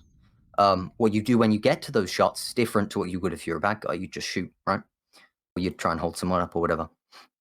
But what you can do is, if you show up to the shots and there's a guy pinned down in a house and there's a bunch of other guys, like, on the outside, ready to rush in, you could take pot shots at them, make them run away, and then save the guy inside the house. You could see a freshie getting attacked on the coast by some guy with an AK. You can drop him, take his AK, and you did a good thing in the process. There's that good guy PvP aspect is a lot. It has more meaning to it than just the gear, which I thoroughly enjoy personally. So if you think you would enjoy doing that, go for it. Sky's the limit. There you go. I would tell you that, first of all, a comment that I received earlier today about this subject, which I thought made a lot of sense and is absolutely true, is I had made the comment that I didn't feel like there were enough good good guy characters out there. Like it just, it didn't really seem like it seemed like there were a handful compared to all the others. The comment that was made to me in response, which I thought was very good, and yeah, it was from Toronto. I'll name drop because it was a really great comment. But he said there are way too many good characters. So the problem is that they just let the bad guys slide. They don't, if it doesn't directly affect them. Said there's entirely too much forgiveness around Shannara's. And I that comes back to something that we were talking about earlier. One of the things that makes the Fireflies a unique group to Doug, in that they are good, but they back it up with action, which again could be considered, maybe not so good, but they're doing it to be good. And I really appreciate that point of view. It's kind of the Boondock Saints concept. If anybody has seen that movie, I don't know if anybody's ever seen that, or like who's ever heard of that. But and if you haven't, you really should. It's fantastic. But it's a fun movie. But anyway, they talk about that, where it's like, what was it? It was like actually in a sermon, and I'm pretty sure that this is something in the Bible. Probably, I just haven't read it. I don't remember it. But it was basically, like what. It comes down to what's good. What's the point of being good if you don't do anything with it? You know what I mean? It's like there's nothing more evil than good people doing nothing about evil, something like that. Yeah. And I kind of get that point. Yeah. And Jari Purple Manatee says Toronto's absolutely right and has been an issue in his opinion for years. And that is an interesting point. I think that's one of the things. By the way, he also Purple Manatee brought out the point that if I wanted a pocket full of time, I should have been a watch salesman, because then I would have a pocket full of time. And he was absolutely correct about that as well. I didn't want that one to go away. That was a good comment. I'm going to use that. Yeah, but he's right though. I mean, and I kind of think about it in terms of Alessandro, and I think I've even said that. I think I even said that in my conversation with Toronto today. I was like, technically, aside from the aid station, Alessandro doesn't do much either, to be honest with you. I mean, because he doesn't. He talks to people. He's fairly neutral in his dealings with people. His ultimate underlying goal is goodness. He wants the world he wants to bring hope to the world, and he wants people to stop acting like crackheads, and he wants to give people reasons to not act like a crackhead. And so that's what he does with his aid station. Now, is he out defending the weak? Not necessarily. If he sees people, if it really doesn't matter, if somebody's coming through town being hunted by someone else, he'll probably help the person being hunted, whether they're good or evil. And again, for the point of, he feels like, well, if he preserves this life long enough, they still have a chance to turn it around. So it's like, so to him, he's doing something good, but other people could see that as being inactive or maybe not doing it. I mean, he would rather sit down and have a conversation with an evil person and get them to change their ways, than to just kill them, infinitely, or until they stop coming around. It's just a different approach. So it's arguable whether or not Alessandro actually does anything, or not, because it just depends on whether you're looking at the right now or the long game or what. But now, are the people that these guys are talking about acting that way? Because I can only speak for myself when it comes to that particular approach. And even then, I'm out of character. I'm not entirely convinced my character does enough. So I wonder, though, if other people, are really playing a long game like that, or if they're really just still surviving, and, trying to do it without being, I guess, an asshole, for lack of anything better to say. I wonder. I mean, what do you guys think about that? I mean, do you think that it's a really deep, long game, or do you think that people are just surviving? If you, so it's tricky, right? Yeah. So some would say that people who don't pick up arms and fight the bad guys are just as bad as them, right? And some would say that the act of going out and dirtying yourself by fighting them makes you a bad person as well. So there are two different perspectives on both sides of the coin. You can be the good guy that goes out and the righteous guy that goes out and fights, keeps true and keeps going and fights back and actually puts up, a struggle. And you can be the good guy that's neutral and just focuses on helping people until the world fixes itself. And both of them are equally good from an OOC perspective, right? Because you can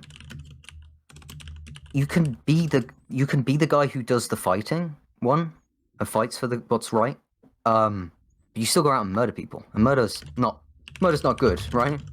No one likes murder. Murder's morally not accepted, even though you're doing it for a good cause. But when you sit there and be neutral and just help people, you can help the wrong person, and that can lead them to go on to do bad things when you could have stopped them.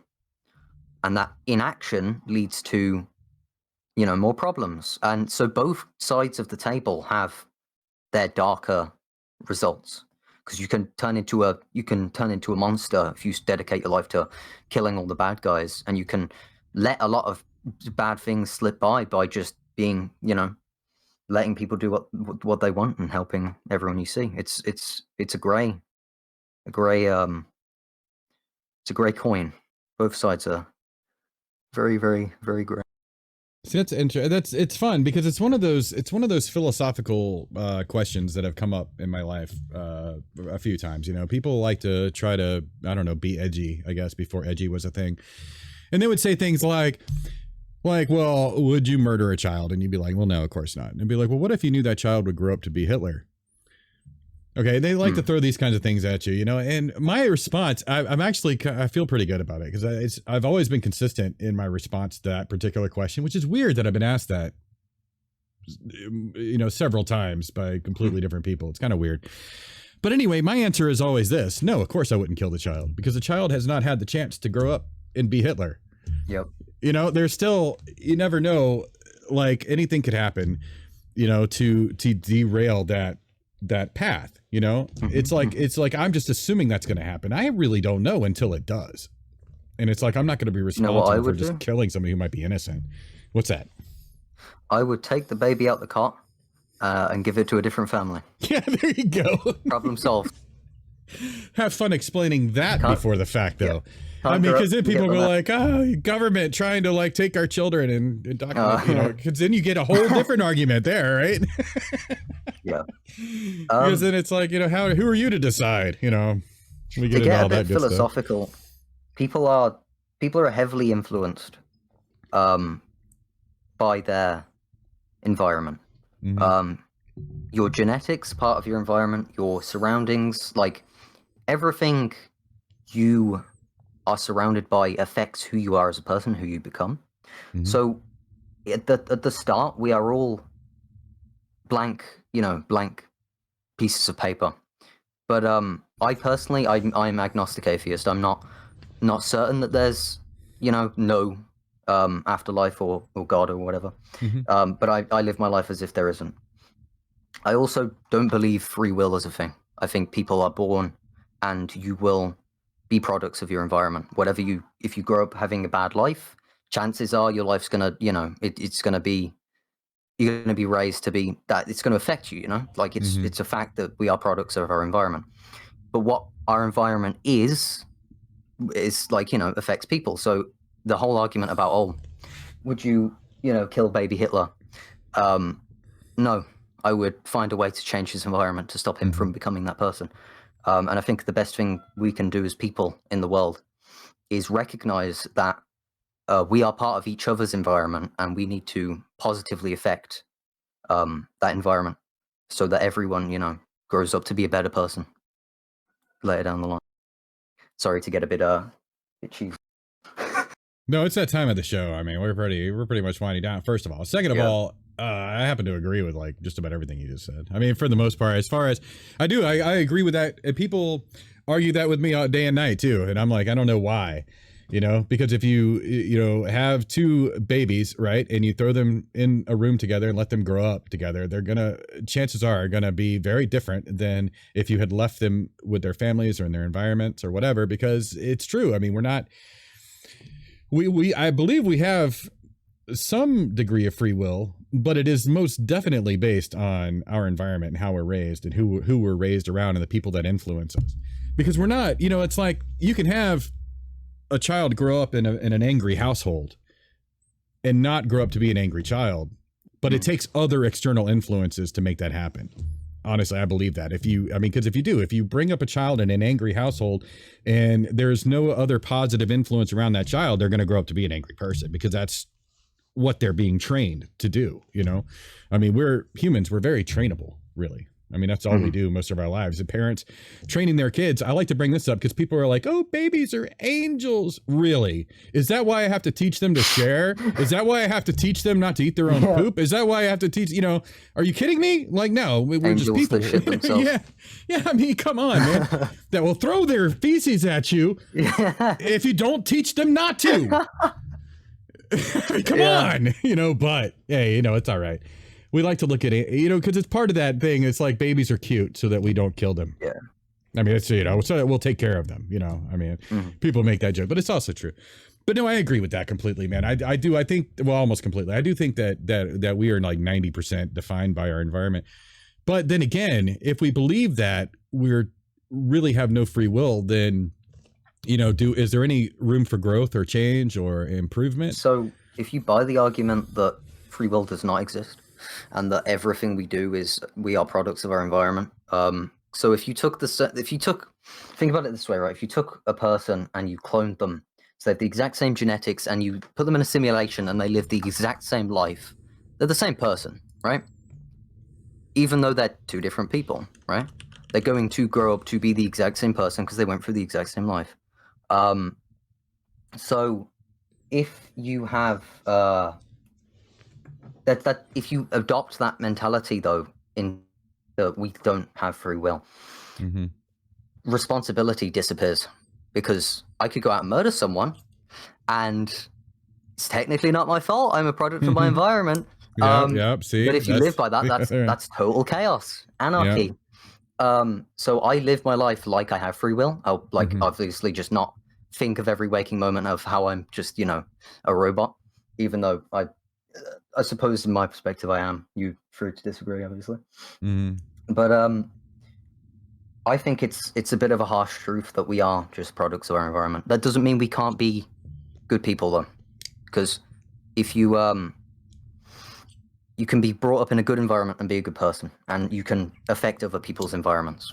And technically, while you'll never make the conscious decision yourself to do that, you'll be manipulated into that decision by everything that in your history and your life and your surroundings. You can still do a good thing at the end of the day, right? So that's my outlook on it. Yeah. But by the way, Alessandro is not killing babies. He's only killing Hitler babies. And let me tell you right now that he's very meticulous in his sorting process. He will pick the baby up by its feet. He'll smell it. He'll smack its ass. He'll turn it around, really inspect it, and make sure that it's a Hitler baby before he kills it. Just so you know. Yeah. All in the name of good. Just so you know, I wanted to clear that up. No, so all right, guys, we're gonna wrap it up today, and I really wanted to thank Harry Churches for stopping in. Thank you, Harry, since you're here. Honestly, mate, it's a pleasure. I'm really happy I came on. It's been a blast. Yeah, this has been a fantastic conversation, and that's really the key of it, is that it wasn't even an interview; it was a conversation, and I love that. It's kind of what we're here, man, to kind of help share perspectives, you know, with different people, different kind of perspectives, and kind of help us all come together, man. I really appreciate you. And again, I appreciate everybody else who's been here. Chat was outstanding today. I'm sorry we couldn't get to every comment. I was very pleased with all the positivity that we had today. I mean, it's, you know, here we're talking about trying to play the good guys, man. It's, you know, it's not easy to do. And, you know, and it's like we were saying, the good guys don't want anybody to take it easy on us. Do your thing. We're going to do our thing. You know, it's just that, you know, try not to be so hard on the good guys in your lives, man, because you know what? It's all perspective. Some things that you might see as being harsh doesn't necessarily mean that it really is. You know, we're just trying to progress our stories, man, the same as everybody else. So again, thank you all for coming. I really appreciate it. All of you guys make the Doug community, the DayZ Underground community, the success that it is, which enables me to do fun things like this. And I'm glad that you guys enjoy it, and I hope that you'll continue to tune in.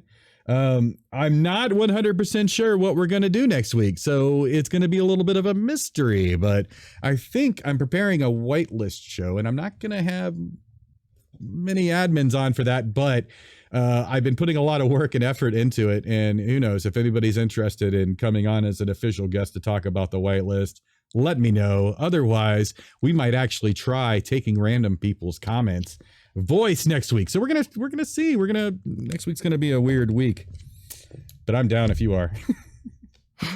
But thanks, guys.